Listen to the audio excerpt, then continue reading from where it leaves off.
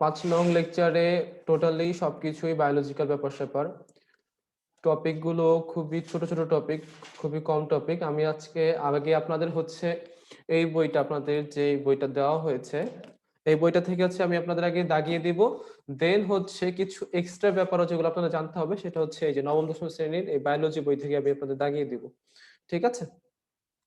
তো আমি আপনাদের আগেই বলেছিলাম যে আপনারা 8, 9, 10 নবম দশম শ্রেণী এগুলোর হচ্ছে বিজ্ঞান বইগুলো কালেক্ট করবেন, যেমন ফিজিক্স, কেমিস্ট্রি, বায়োলজি। দেন হচ্ছে ক্লাস 8 এর বিজ্ঞান বই, দেন হচ্ছে ক্লাস 9 এর কমার্সের বিজ্ঞান বই। আপনাদের এই বিজ্ঞান বইগুলো কিন্তু মাস্ট বি কালেক্ট করতে হবে। ঠিক আছে? এখান থেকে এই যে বেসিক বেসিক ব্যাপার স্যাপারগুলো থেকে প্রচুর প্রচুর কোয়েশ্চেন আসে আপনাদের ইন্টার বই, আপনাদের ইন্টার না, ওটা বিএসসি দের জন্য। যাই হোক, তো হচ্ছে আপনারা এই বইগুলো কাইন্ডলি কালেক্ট করে এগুলো থেকে পড়া শুরু করে দেবেন। ঠিক আছে? ক্লাস 8 এর বিজ্ঞান বই বলেন, 9, 10 এর বিজ্ঞান বইগুলো বলেন, বেসিক পড়াশোনা আপনারা সেগুলো পড়ে আসছেন, শুধু রিভাইজ করবেন, রিক্যাপ করবেন। আমার কাছে বই দাগানো আছে। আপনারা যারা অফলাইনে আসছেন, আমার থেকে বই নিয়ে আপনারা ফটোকপি করতে পারেন, ছবি তুলে নিতে পারেন। আমাকে একটু আগে জানা দিলেই হবে যে ভাই আপনার ওই বইটা আমি বা আমরা ওই বইটা দাগাতে চাই। ঠিক আছে? চলে আসেন। এটা হচ্ছে গিয়ে আপনাদের আজকে জেনারেল সায়েন্সের, জেনারেল সায়েন্স 46 পেজ, 46 পেজ বের করেন। এই যে এই বইয়ের জেনারেল সায়েন্সের 46 নাম্বার পেজ বের করেন। আগে আমি এই বইটা থেকে পড়াবো, দেন হচ্ছে আমি বোর্ডে আপনাদের কিছু এক্সট্রা যেগুলো লাগবে আমি সেগুলো লিখে দিব। ঠিক আছে? বের করেছেন সবাই? জি স্যার। দেখেন,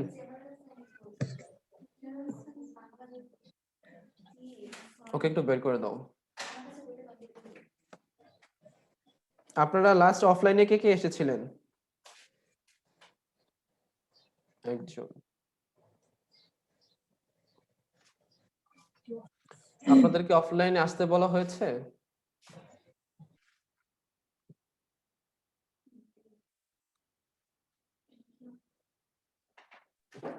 স্যার আমাদের বাসা অনেকটা দূরে, আমরা কিভাবে অফলাইনে ক্লাস করব? যদি সাভারের ব্রাঞ্চটা খোলা হয় তাহলে যেতে পারি। আপনার বাসা কোথায়? না, আশুলিয়া। আসলে অনেক দূর। ঠিক আছে, যাই হোক, এটা ভালো হয়েছে, অনলাইন ক্লাসগুলোর জন্য দূরে থেকেও আমরা ক্লাস করতে পারছি। দেখেন, চলে আসেন জেনারেল সায়েন্স 46 নাম্বার পেজ। আমি বইটা রাখার জায়গা পাচ্ছি না এখানে। দেখেন একদম প্রথম যে কোশ্চেনটা, সেখানে দেখেন কি বলছে যে পিসি কালচার বলতে কি বোঝায়? মৎস্য চাষ। পিসি কালচার বলতে কি বোঝায়? মৎস্য চাষ। এর সাথে সাথে আপনাদের আরো কয়েকটা ব্যাপার জানতে হবে যে এগুলা বলতে আসলে কি বোঝায়। আমি বোর্ডে লিখে দিচ্ছি এখনই, আপনারা আপনাদের নোট করেন।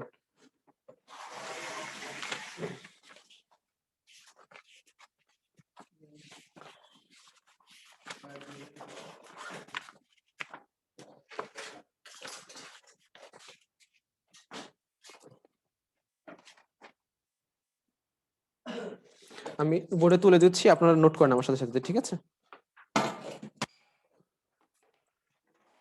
দেখেন, সবার আগে যেটা ছিল সেটা হচ্ছে কি পিসি কালচার। পিসি কালচার মানে হচ্ছে কি, এটা এখানে কি বলেছে? মৎস্য চাষ। দেখেন এর সাথে সাথে আরো কিছু ব্যাপার জানতে হবে, যেমন ট্যাক্সোনমি। ট্যাক্সোনমি মানে হচ্ছে শ্রেণীবিন্যাস বিদ্যা। নোট করেন, লেখা না বুঝলে আমাকে জানাবেন। ট্যাক্সোনমি হচ্ছে কি? শ্রেণীবিন্যাস বিদ্যা।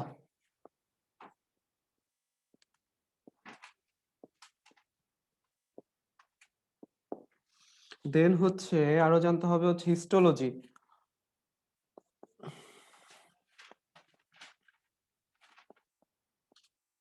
লেখা বোঝা যাচ্ছে? হিস্টোলজি মানে হচ্ছে টিস্যু বিদ্যা আর হচ্ছে এমব্রায়োলজি। আমি লিখে দিই, আপনারা শুধু নোট করেন। এগুলো থেকে কোশ্চেন চলে আসতে পারে যে নিচে বা ট্যাক্সোনমি দিয়ে কি বোঝায় বা ট্যাক্সোনমি কোন রিলেটেড পড়াশোনা। হিস্টোলজিতে যে লেকচার 5। দেন হচ্ছে এমব্রায়োলজি মানে ভ্রূণবিদ্যা। এটা যেগুলো বুঝে ওটা এগুলো আমি কালকে সায়েন্সের ফিজিক্স ক্লাস।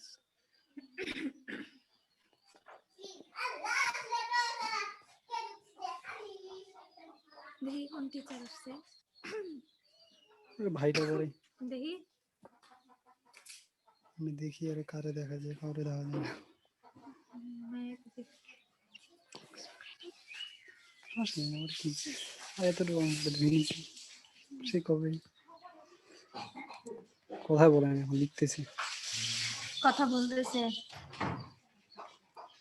রেকর্ড হচ্ছে এটা ইয়াতে দিতে ইউটিউবে দিবে রেকর্ড তো সবগুলাই হয়। দিচ্ছে তো সবগুলো লেখা হয়েছে একটা লিখেন, আরো আছে। এগুলো থেকে আপনাদের এভাবে কোয়েশ্চেন আসবে যে ট্যাক্সোনমি কোন রিলেটেড পড়াশোনা, বা হিস্টোলজিতে কি নিয়ে আলোচনা করা হয়, সাইটোলজিতে কি নিয়ে আলোচনা করা হয়। ঠিক আছে, ট্যাক্সোনমি মানে হচ্ছে শ্রেণীবিন্যাস বিদ্যা, হিস্টোলজি মানে হচ্ছে টিস্যু বিদ্যা, দেন হচ্ছে এমব্রায়োলজি মানে হচ্ছে ভ্রূণবিদ্যা, সাইটোলজি মানে কোষবিদ্যা, তারপর হচ্ছে জেনেটিক্স মানে হচ্ছে বংশগতি বিদ্যা, ইভলিউশন মানে হচ্ছে বিবর্তন বিদ্যা বা বিবর্তন জাতীয় পড়াশোনা।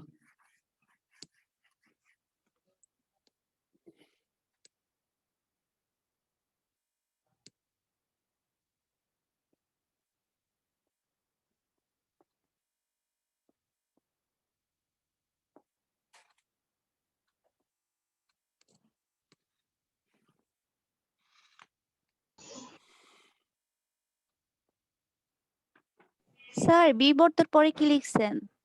বিবর্তন বিদ্যা, এন্ডোক্রাইনোলজি মানে হচ্ছে হরমোন সম্পর্কিত বিদ্যা। নরমালি লিখে রাখেন যে হরমোন নিয়ে আলোচনা করা হয় এই সাবজেক্টে। ঠিক আছে, দেন আরো আছে মাইক্রোবায়োলজি মানে অণুজীব বিজ্ঞান। আপনাদের লেকচার শিট গুলো এখনো করা হচ্ছে, আপনাদের প্রত্যেকটা লেকচারে লেকচার শিট দেওয়া হবে, এখনো কাজ চলছে ওগুলোর। তো লেকচার শিট গুলো দিয়ে দিলে যেটা হবে, তখন আমরা এই লেকচার ধরে ধরে ওই শিট গুলো পড়লেই আমাদের পড়াগুলো অনেক সহজ হয়ে যাবে। তো হচ্ছে লেকচার শিট গুলো এখনো কমপ্লিট না হওয়ার কারণে যেটা হচ্ছে যে এক এক জায়গা থেকে থোকা থোকা করে পড়াতে হচ্ছে। যেমন আমি গাইড থেকে পড়াচ্ছি, বই থেকে পড়াচ্ছি, লাস্ট ক্লাসগুলোতে আপনাদের এমন করেছি, আমি এক্সট্রা অনেক নোট দিয়েছি আপনাদের। তো হচ্ছে লেকচার শিট গুলো হয়ে গেলে তখন আর এই ঝামেলাটা করতে হবে না।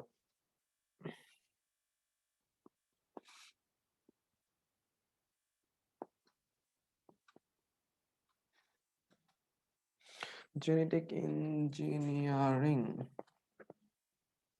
লিখে বোঝা যাচ্ছে? না স্যার। কোনটা বুঝেননি বলেন। দেখেন, প্রথমে যেটা লিখেছি সেটা হচ্ছে ইভলিউশন মানে হচ্ছে বিবর্তন বিদ্যা, তারপরে লিখেছি অ্যান্ড্রোক্রাইনোলজি মানে হরমোন জাতীয় বা সম্পর্কিত পড়াশোনা। ঠিক আছে, দেন হচ্ছে মাইক্রোবায়োলজি মানে হচ্ছে অণুজীব বিজ্ঞান, দেন হচ্ছে লিখেছি জেনেটিক ইঞ্জিনিয়ারিং মানে জিন প্রযুক্তি। ঠিক আছে, এই কটা নোট করে ফেলেন।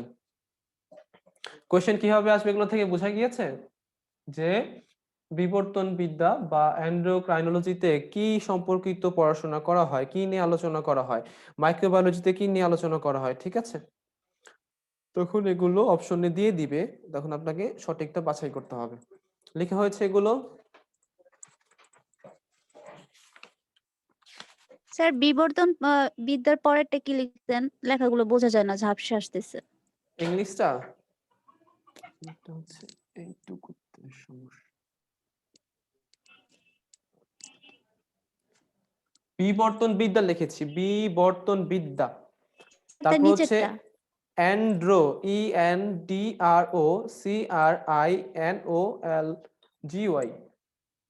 অ্যান্ড্রোক্রাইনোলজি। এখানে একটা ও হবে, where is it? LO sir বায়োলজির পেজ নাম্বার কতটা একটু বলে দিলে ভালো হতো।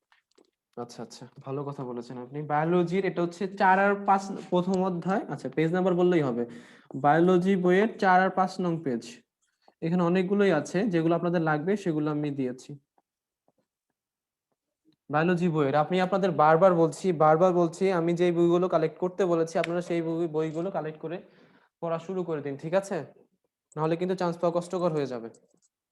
আর যারা ছেলেরা আছেন, ছেলেদের জন্য তো আরো টাফ। আচ্ছা দেখেন, আমাদের এই পিসি কালচার সম্পর্কিত যেগুলো আমাদের জানা দরকার ছিল আমরা পড়েছি। যে পিসি কালচার বলতে কি বোঝায়, মৎস্য চাষ। তো হচ্ছে ইভলিউশন দিয়ে যেমন বিবর্তন বিদ্যা, এন্ডোক্রাইনোলজি, হরমোন, এগুলো হচ্ছে এই রিলেটেড পড়াশোনা ছিল। তারপর চলে আসেন, পেনিসিলিয়াম আবিষ্কার করেন কে? Alexander Fleming. দাগিয়ে রাখেন, খুবই গুরুত্বপূর্ণ একটা এমসিকিউ। পেনিসিলিন আবিষ্কার করেন কে? Alexander Fleming. এটাই ছিল ফার্স্ট অ্যান্টিবায়োটিক, ঠিক আছে। তারপরে দেখেন চলে আসেন, এক্সিস্টেন্সিয়ালিজম। এটা হচ্ছে একটা মতবাদ। এই মতবাদে আর কি মানুষের অস্তিত্ব, এটা বাংলা হচ্ছে অস্তিত্ববাদ, ঠিক আছে। এক্সিস্টেন্সিয়ালিজমের বাংলা হচ্ছে কি? অস্তিত্ববাদ, ঠিক আছে। তো এই অস্তিত্ববাদ নিয়ে মানুষের অস্তিত্ব, পৃথিবীতে বেঁচে থাকে, এগুলো নিয়ে আলোচনা করা হয়। এই এটা তো দরকার নাই, যে বেশি দরকার হচ্ছে পেনিসিলিন আবিষ্কার করে কি? Alexander Fleming. স্টার দিয়ে রাখেন। এভিকালচার বলতে বোঝায় পাখি পালন, ঠিক আছে। এভিকালচার বলতে কি বোঝায়? পাখি পালন বা এই সম্পর্কিত বিষয়াদি। তারপরে দেখেন, পরিবেশের সাথে জীবদের সম্পর্ক সম্বন্ধীয় বিদ্যাকে কি বলা হয়? ইকোলজি বলা হয়। পরিবেশের সাথে জীবদের যে সম্পর্ক, যে এই সম্পর্কিত যে বিদ্যা, সেটা হচ্ছে কি? ইকোলজি, ঠিক আছে। কৃত্রিম জিন আবিষ্কার করে কে? হরগোবিন্দ খুরানা। মাশাআল্লাহ, অনেক সুন্দর একটা নেম, দাগায় রাখেন। এই কৃত্রিম জিন কে আবিষ্কার করে? হরগোবিন্দ খুরানা, ঠিক আছে। সবাই কি বই ধরছেন আমার সাথে সাথে? জি স্যার। তারপরে দেখেন, তারপরে হচ্ছে যে প্রোটিনের মূল উপাদান হলো কি? নাইট্রোজেন। মুখস্থ করে রাখবেন। বিশুদ্ধ পানির অপর নাম কি? জীবন। আমরা সবাই জানি পানির অপর নাম হচ্ছে কি? জীবন। পানি গঠনের মূল উপাদান হচ্ছে কি? হাইড্রোজেন এবং অক্সিজেন। পানির রাসায়নিক সংকেত এই স্টোরির মধ্যে আপনারা দেখবেন যে কি কি আছে, শুধু হাইড্রোজেন আছে এবং অক্সিজেন আছে। এগুলো বেসিক কোয়েশ্চেন। মানুষের জন্য প্রয়োজনীয় অক্সিজেন গ্যাস আছে কোথা থেকে? সালোক সংশ্লেষণ প্রক্রিয়ায়। আমি আপনাদের কোন লেকচারটা জানি পড়ানোর সময় বলেছিলাম যে এই সালোক সংশ্লেষণে যে অক্সিজেন উৎপন্ন হয়, সেই অক্সিজেনটাই আমরা কি করি? আমরা মানুষরা শ্বাস প্রশ্বাসের জন্য গ্রহণ করে থাকি। দাগিয়ে ফেলেন, এটা গুরুত্বপূর্ণ একটা এমসিকিউ। সালোক মানুষের জন্য প্রয়োজন অক্সিজেন কোথা থেকে আসে? সালোক সংশ্লেষণ প্রক্রিয়ার মাধ্যমে। তারপর দেখেন, রক্তের হিমোগ্লোবিন আমিষ জাতীয় পদার্থ। সেই যে ফার্স্ট ক্লাসে এসে বলেছিলাম, এই কোশ্চেনটা আমরা এখনো পাচ্ছি। রক্তচাপটা পড়ানোর সময় আপনাদের বলেছিলাম আমি। দেখেন, দাগিয়ে রাখেন, দেহের জ্বালানি রূপে কাজ করে কে? কার্বোহাইড্রেট। দেহের জ্বালানি রূপে কাজ করে কে? কার্বোহাইড্রেট। আমরা যে খাবারগুলো খাই, সেই খাবারগুলো আলটিমেটলি যে কার্বোহাইড্রেটে পরিণত হয়, এবং এই কার্বোহাইড্রেট গুলো পুড়ে পুড়ে আমাদের শক্তি দেয়, ঠিক আছে। চলার শক্তি দেয়, চলাফেরার শক্তি দেয়। তাই দেহের জ্বালানি রূপে কাজ করে কে? কার্বোহাইড্রেট। আয়োডিন প্রচুর পরিমাণে পাওয়া যায় সামুদ্রিক শৈবালে। শুধু সামুদ্রিক শৈবাল কেন, আপনি প্রচুর পরিমাণে আয়োডিন পাবেন যে কোনো রকম সি ফুড, মানে সামুদ্রিক যে কোনো মাছে বা সামুদ্রিক যে কোনো খাবারে, সি ফুডে আপনি প্রচুর পরিমাণে আয়োডিন পাবেন, ঠিক আছে। পিত্ত পাথর গলাতে ব্যবহৃত হয় রেডিও আইসোটোপ। এটা জেনে রাখবেন, যদি আমাদের পিত্তথলিতে পাথর হয় তাহলে সেটা আমরা চিকিৎসা করতে পারি রেডিও আইসোটোপের মাধ্যমে। দাগায় রাখেন, প্রথম জীবনের উদ্ভব হয় জলজ পরিবেশে। প্রথম জীবনের উদ্ভব হয় কোথায়? সমুদ্রে। সাইডে লিখে রাখেন, সমুদ্রে, ঠিক আছে। প্রথম জীবের উৎপত্তি কোথায় হয়? সমুদ্রে, ঠিক আছে। তারপরে চলে আসেন, উদ্ভিদ মাটির কৌশিক পানি শোষণ করে মূলরমের মাধ্যমে। এটা আমরা সবাই জানি, মূলের সাহায্যে উদ্ভিদ মাটির থেকে কৌশিক পানিগুলো শোষণ করে। প্রাণী জগতের উৎপত্তি ও বংশ সম্বন্ধে বিদ্যাকে কি বলা হয়? জেনেটিক্স। এটা আমি একটু আগে মেবি লিখেছি যে জেনেটিক্স হচ্ছে কি? বংশগতীয় বিদ্যা, ঠিক আছে। কীট পতঙ্গ সম্পর্কিত বিদ্যা হলো এন্টোমোলজি। এটা লাগবে না, এটা আপনাদের ওই বায়োলজি 4 থেকে 5 নং পেজেও আছে, ঠিক আছে। এই হচ্ছে মোটামুটি জীববিজ্ঞান সম্পর্কিত কিছু কিছু গুরুত্বপূর্ণ তথ্য ছিল। তারপরে আপনাদের বইতে চলে আসেন, উদ্ভিদ বিজ্ঞানে চলে আসেন। উদ্ভিদ বিজ্ঞানে দেখেন কি বলেছে, যদি এটা আপনাদের টপিকের বাইরে, অল্প একটু টপিক আমরা পড়াই দিচ্ছি, ঠিক আছে, পড়িয়ে দিচ্ছি। দেখেন, প্লান্ট ডাইভার্সিটি ও বোটানিক্যাল নোমেনক্লেচার। দেখেন এখানে কি বলছে, কুইনাইন তৈরি হয় সিনকোনা গাছ থেকে। কুইনাইন একটা ওষুধের নাম, যেমন ম্যালেরিয়া বা এই জাতীয় কিছু অসুখের চিকিৎসা এই কুইনাইন ব্যবহার করা হয়। এটা অনেক তিতা স্বাদযুক্ত একটা ওষুধ, ঠিক আছে। তাহলে কুইনাইন তৈরি হয় কোন গাছ থেকে? সিনকোনা গাছ থেকে। কুইনাইনের সাথে লিখে রাখেন ম্যালেরিয়ার ওষুধ। কুইনের সাথে সাইড নোট দেন ম্যালেরিয়ার ওষুধ, ঠিক আছে। উদ্ভিদের জিনগত ও পরিবেশগত বৈচিত্র্যকে একসাথে বলা হয় উদ্ভিদ বৈচিত্র্য বা প্লান্ট ডাইভার্সিটি, ঠিক আছে। লাগবে না। শ্রেণীবিন্যাসের সর্বোচ্চ একক হলো কি? কিংডম, ঠিক আছে। আচ্ছা, এটা লিখে রাখেন, শ্রেণীবিন্যাসের সর্বোচ্চ একক হচ্ছে কিংডম, এবং সাথে রিলেটেড আরো কিছু আছে। শ্রেণীবিন্যাসের যেই সর্বোচ্চ ধাপ হচ্ছে কিংডম। এর সিরিয়ালের নিচে আরো কয়েকটা ধাপ আছে, আপনারা সেই ধাপগুলো লিখে রাখেন, ঠিক আছে। আমি এটা মুছে দিচ্ছি, নোট ডাউন করেন সবাই।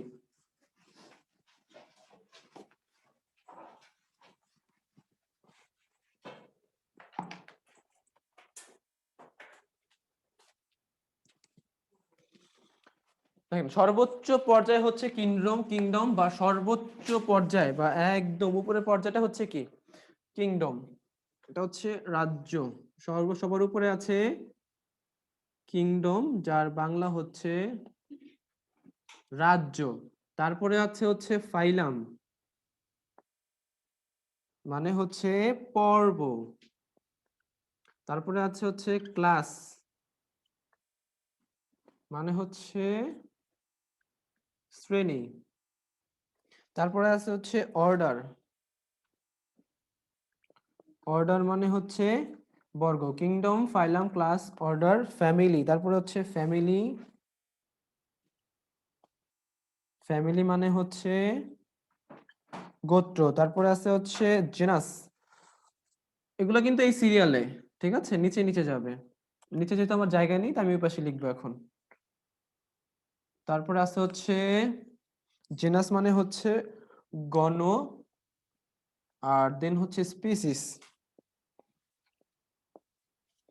স্পিসিস মানে হচ্ছে কি, প্রজাতি।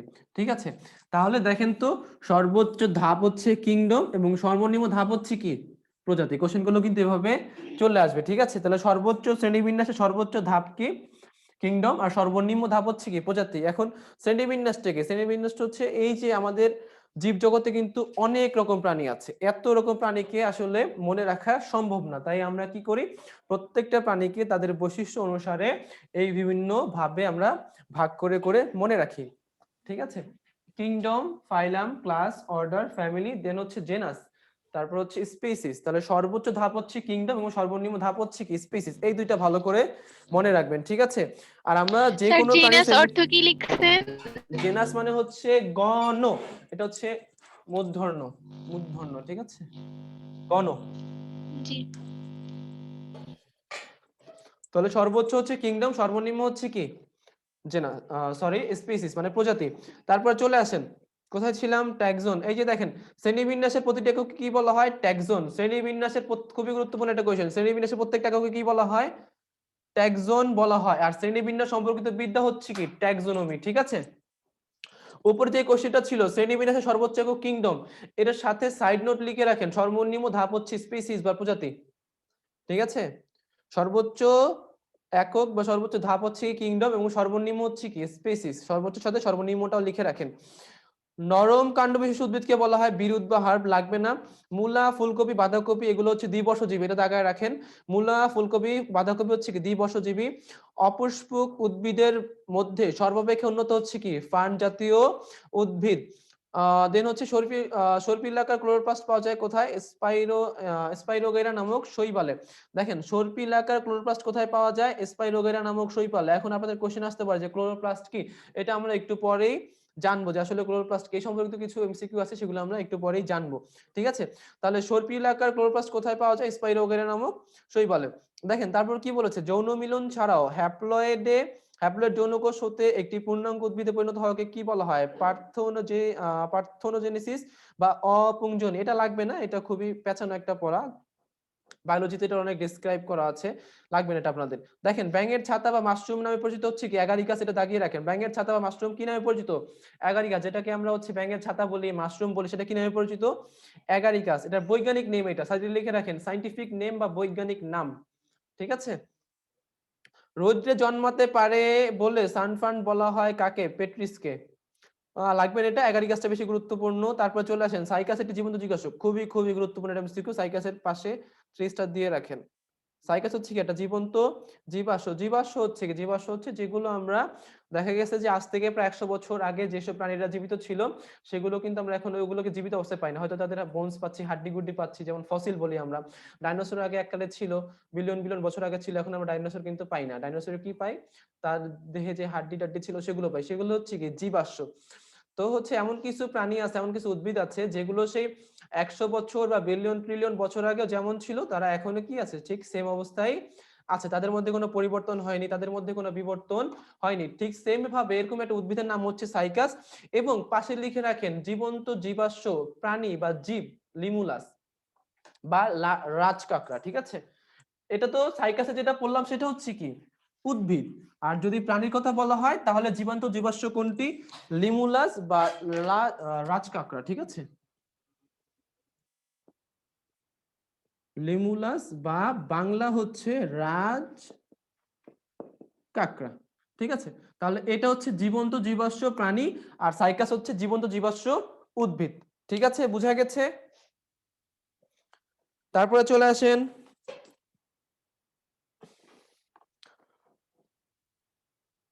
দেখেন তারপরে কি বলেছে যে গণনামের পরে প্রজাতিক পদ যুক্ত করে আইসিবিএন বা আইসিজেডএন স্বীকৃত যে নামকরণ করা হয় তাকে বলা হয় দ্বিপদ নামকরণ।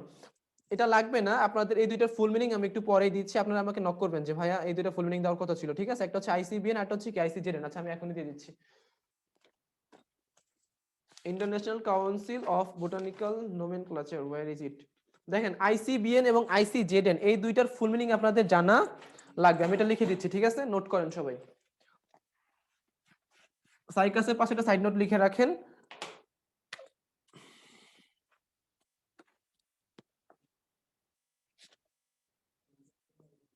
আইসিবিএন এটার ফুল মিনিং হচ্ছে international code of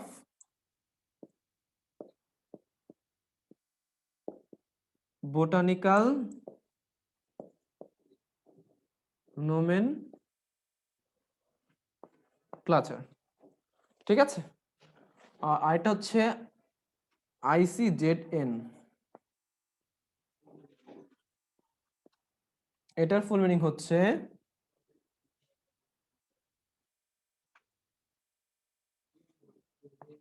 international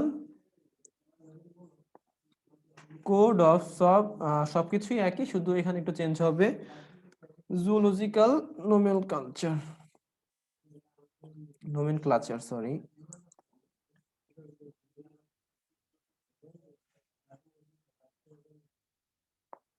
nomenclature লিখে রাখেন, দুইটার পূর্ণরূপ, একটা হচ্ছে আইসিবিএন এর পূর্ণরূপ আর একটা হচ্ছে জি জি জি বলেন বলেন। বোটানিক্যালের পরের ওয়ার্ডটা বোঝা যাইতেছিল। Botanical nomenclature, NOMENCLATURE।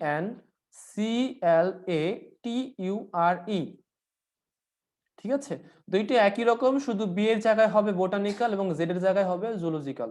ঠিক আছে, স্যার আইসিজেডএন এরটা কি জুলজিক্যাল হবে নাকি জুলিজিক্যাল হবে? জুলজিক্যাল, আমি যেটা লিখেছি সেটা হচ্ছে জুলজিক্যাল, এটা হবে। ঠিক আছে, আপনি তো বোটানিক্যাল এল এর ZOOLO sorry sorry sorry zoological, এখানে একটা ও মিসিং হয়েছে, থ্যাংক ইউ।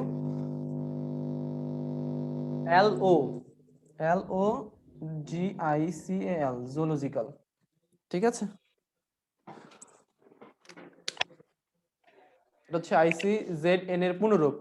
তো ওরা কি করে, ওরা হচ্ছে এই যে দুইটা সংস্থা আগে বলেনি, বোটানি মানে হচ্ছে উদ্ভিদবিদ্যা আর জুলজি মানে হচ্ছে প্রাণীবিদ্যা। ঠিক আছে, আমাদের ইন্টারে বায়োলজিতে বায়োলজি দুইটা পার্ট ছিল, সেটা হচ্ছে একটা ছিল বোটানি আর একটা ছিল জুলজি। ঠিক আছে, বোটানি হচ্ছে উদ্ভিদ নিয়ে আলোচনা করে আর জুলজি হচ্ছে প্রাণী নিয়ে আলোচনা করে।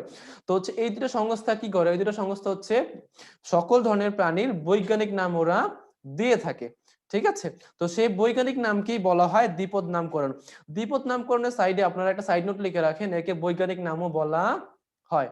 ঠিক আছে, তারপর চলে আসেন দ্বিপদ নামকরণের জনক। এই যে দ্বিপদ নামকরণ এর জনক বা এর স্রষ্টা হচ্ছে কে, ক্যারোলাস লিনিয়াস। খুবই গুরুত্বপূর্ণ একটা কোয়েশ্চেন, দ্বিপদ নামকরণের জনক কে, ক্যারোলাস লিনিয়াস।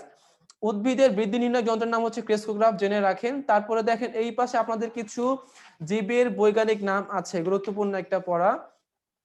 এইখানে যেগুলো আছে আপনারা এগুলো পড়তে পারেন। দেখি এখানে কলেরার জীবাণু লাগবে, জীবাণু লাগবে। আচ্ছা আমি এখানে যেগুলো আছে সেগুলো আছেই, আমি এর বাইরে কিছু লিখে দিচ্ছি। ধান, পাট, গম, আম আছে। ধান, পাট, গম, গম আর হচ্ছে আম আছে। আর কি আছে এখানে, কাঁঠাল, শাপলা, ভুট্টা। কাঁঠাল, শাপলা। আচ্ছা দেখেন আমি আরো কিছু লিখে দিচ্ছি, এগুলো আপনারা এর বাইরে নোট করে রাখেন, এগুলো থেকে কোশ্চেন চলে আসবে যে ধানের বৈজ্ঞানিক নাম কোনটি বা রয়্যাল বেঙ্গল টাইগারের বৈজ্ঞানিক নাম কোনটি। ঠিক আছে, এভাবে কোশ্চেন চলে আসতে পারে, আমরা রিস্ক নেব না। দেখেন জবা ফুলের বৈজ্ঞানিক নাম,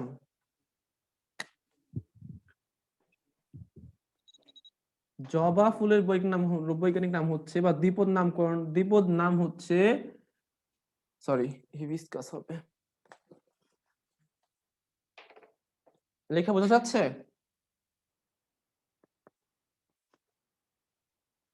হিবিস্কাস রোজাসিয়েন্সিস, ছোট হাতে থাক, রোজা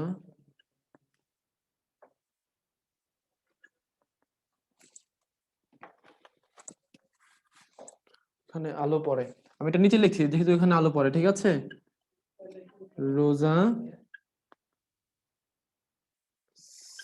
সিনেনসিস, ঠিক আছে? দেন হচ্ছে আরো লেখেন কলেরা জীবাণু, খুবই গুরুত্বপূর্ণ। জীবাণু বা রোগ শোক এগুলো কিন্তু নার্সিং অ্যাডমিশনের জন্য খুবই গুরুত্বপূর্ণ। কলেরার জীবাণু হচ্ছে ভিব্রিও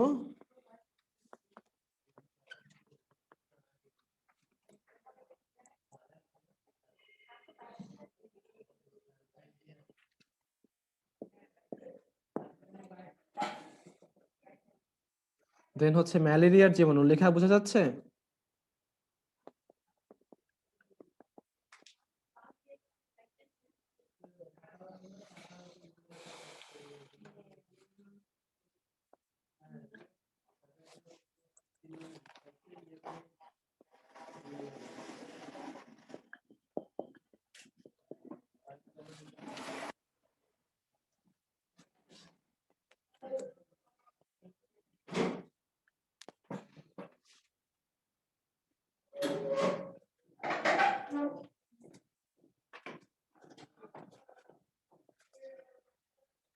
লেখা হচ্ছে এগুলা?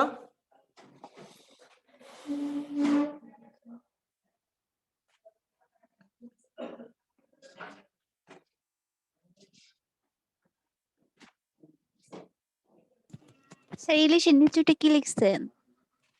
বাঘ, প্যান্থেরা টাইগ্রিস, এবং সবগুলোর মধ্যে সবচেয়ে গুরুত্বপূর্ণটাই দেয়নি এখানে, মানুষের বৈজ্ঞানিক নাম আপনারা সবাই শুনে থাকবেন হয়তো, হোমো স্যাপিয়েন্স।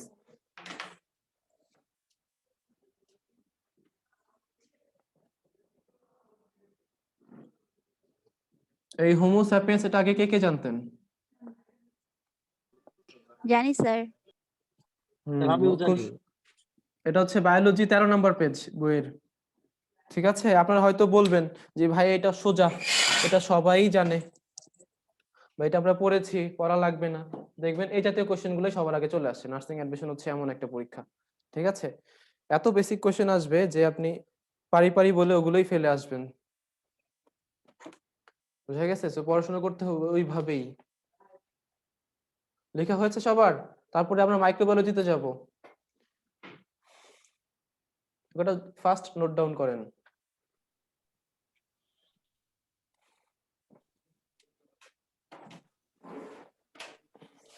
শেষ স্যার।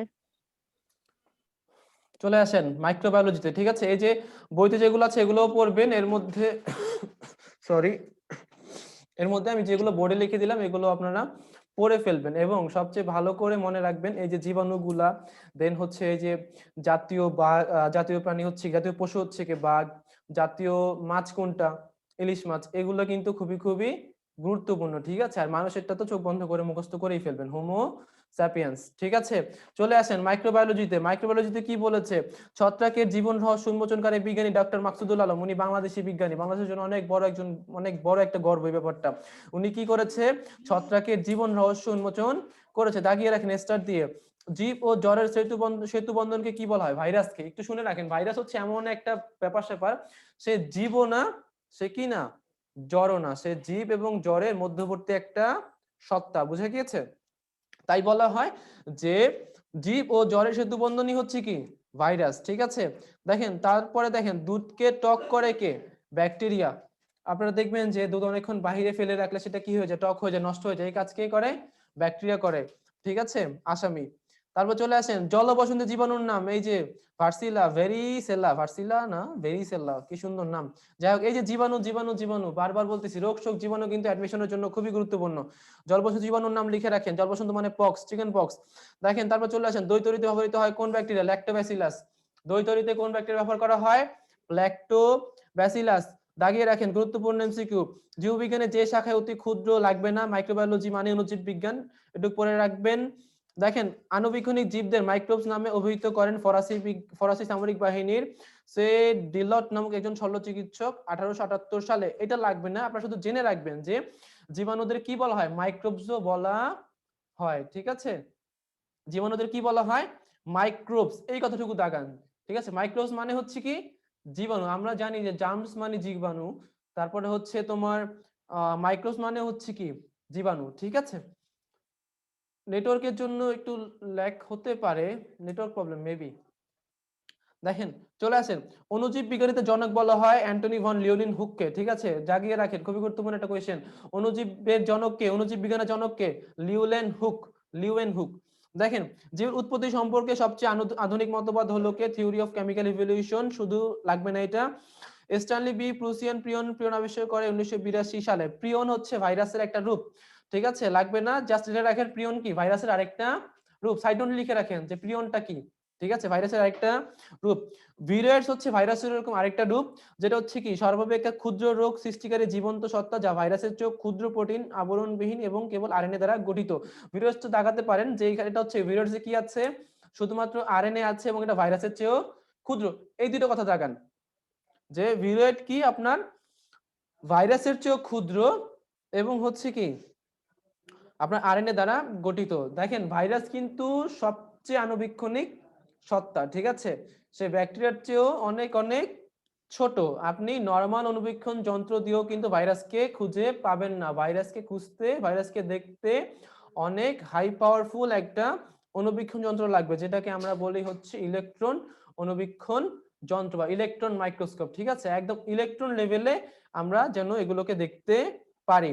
ঠিক আছে, রাইবোজিয়াম হলো একটা ব্যাকটেরিয়ার নাম, জেনে রাখবেন। করোনা বা এই যে করোনা আপনাদের জিকে এর মধ্যেও আসবে, করোনা নিয়ে আপনাদের কোশ্চেন সাধারণ বিজ্ঞানেও আসবে, করোনা নিয়ে পুরো নার্সিং অ্যাডমিশনে কোশ্চেন চলে আসবে।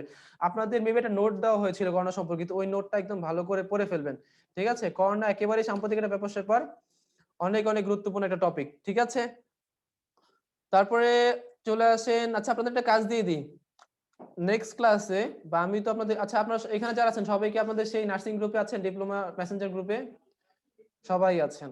তো হচ্ছে আপনারা যেটা করবেন, আপনারা আগামীকাল আমাকে, আমি গ্রুপে মেসেজ চেক করব, আপনারা আগামীকাল আমাকে এই করোনা সম্পর্কিত সাম্প্রতিক যত ব্যাপার স্যাপার আছে, যত এমসিকিউ আছে, যত নোটস আছে, সব কালেক্ট করে একটা খাতায় লিখে আমাকে ছবি তুলে পাঠাবেন ওই গ্রুপে। ঠিক আছে, কাজ থাকবে এটা সবার। ঠিক আছে, কাজ এটা যদি না করেন তাহলে মেসেঞ্জারে ঢুকে ঢুকে পিটাবো কিন্তু, বুঝা গেছে? আমি এবার মেসেঞ্জারের মধ্যে ঢুকতে পারি। চলে আসেন, কাজ কি দিয়েছি বুঝা গেছে? জি স্যার। পিট্টি না খেতে চাইলে এই কাজটা করে ফেলবেন। ঠিক আছে, করোনা সম্পর্কিত যত নোটস আছে সব খাতায় লিখে ফেলবেন, চোখ বন্ধ করে সব মুখস্থ করবেন। সোয়াইন ফ্লু ভাইরাসের নাম, এটা হচ্ছে ভাইরাসের সংকেত H1N1, এতটা জরুরি না যেহেতু এখন করোনার চলছে। সোয়াইন ফ্লু অনেক আগের ভাইরাস, ও বুড়ো হয়ে গেছে, কোনো প্রয়োজন নাই, যেহেতু এখন করোনা হচ্ছে কি একেবারে ইয়ত একটা ভাইরাস। চলে আসেন, জিকা একটা ভাইরাসের নাম। এখন করোনার কাছে এইসব ভাইরাস মানে চোখ বন্ধ করে এগুলো ফেলে দেন। ঠিক আছে, শুধু কি কোন ভাইরাস নিয়ে পড়াশোনা করবেন? Corona corona corona. এখন করোনার কাছে করোনাকে রেখে সোয়াইন ফ্লু ভাইরাস আসবে না, জিকা ভাইরাস আসবে না, অন্য কোনো ভাইরাসও আসবে না, বুঝা গেছে? নিনজা টেকনিক আর কি। দেখেন, যেসব ভাইরাস ব্যাকটেরিয়াকে আক্রমণ করে এবং ব্যাকটেরিয়াকে ধ্বংস করে তাদেরকে কি বলা হয়? Bacteriophage virus, bacteriophage. দেখেন, এই যে কিছু কিছু ভাইরাস আছে যেগুলো, যে কিছু কিছু ভাইরাস আছে যেগুলো কি করে, আপনার ব্যাকটেরিয়াকে আক্রমণ করে। এমন একটা ব্যাকটেরিয়ার নাম হচ্ছে টিটুফাজ, লিখে রাখেন, টিটুফাজ, টিটুফাজ ভাইরাস। এই টিটুফাজ কি করে, আপনার ব্যাকটেরিয়াকে আক্রমণ করে, ব্যাকটেরিয়াকে ধ্বংস করে ফেলে। ঠিক আছে, চলে আসেন, ভাইরাসের দেহ অকোষীয় কোষহীন, দাগায় রাখেন। জীব ও জ্বরের সেতু বন্ধন আমরা জেনেছি এটা হচ্ছে ভাইরাস। যেসব প্রাণী মানব দেহে থেকে লাগবে না এটা। এইচআইভি পূর্ণরূপ, চোখ বন্ধ করে মুখস্থ করে রেখে দেন। ঠিক আছে, এইচআইভি পূর্ণরূপ কি এটা মুখস্থ করবেন। এইচআইভি পূরণ হয়ে গেল, তার দাম অনেক, হাতি মূল্য লাখ টাকা। ঠিক সেম ভাবে এইচআইভি এখন করোনা আসলে এইচআইভির মূল্য একই থাকবে। দেখেন, এইচআইভি কোনো ভাইরাসের কারণে সৃষ্টি হয় ঘাতক ব্যাধি। আচ্ছা, এটাও দাগান, এটাও লাগবে। র্যাবিস ভাইরাসকে বলা হয় স্ট্রিট ভাইরাস, লাগবে না। ডেঙ্গু জ্বর সৃষ্টির জন্য দায়ী ফ্লাইভি ভাইরাসের বাহক হচ্ছে এডিস মশা, দাগান। শুধু মশার নামটা দাগাবেন যে ডেঙ্গু জ্বর সৃষ্টি হয় কোন কোন মশার কারণে, এডিস মশা, ঠিক আছে। ম্যালেরিয়া হয় কোন মশার কারণে, অ্যানোফিলিস মশা, দাগিয়ে রাখেন বা নোট ডাউন করে রাখেন। ডেঙ্গু জ্বর হয় কোন মশার কারণে, এডিস মশার কারণে। আর ম্যালেরিয়া হয় হচ্ছে কি আপনার অ্যানোফিলিস মশার কারণে, ঠিক আছে। তারপরে চলে আসেন, কোথায় ছিলাম, এডিস মশকি, ডেঙ্গু জ্বর, কিওলেক্স মশা, ফাইলেরিয়া, এখানেই আছে দেখেন। এডিস মশকি কি করে, ডেঙ্গু জ্বর সৃষ্টি করে। কিওলেক্স মশা কি করে, ফাইলেরিয়া সৃষ্টি করে। এবং অ্যানোফিলিস মশা কি করে, ম্যালেরিয়া রোগ ছড়ায়, ঠিক আছে। এডিস কিন্তু মশা না, এডিস হচ্ছে কি মশকি, ঠিক আছে মহিলা।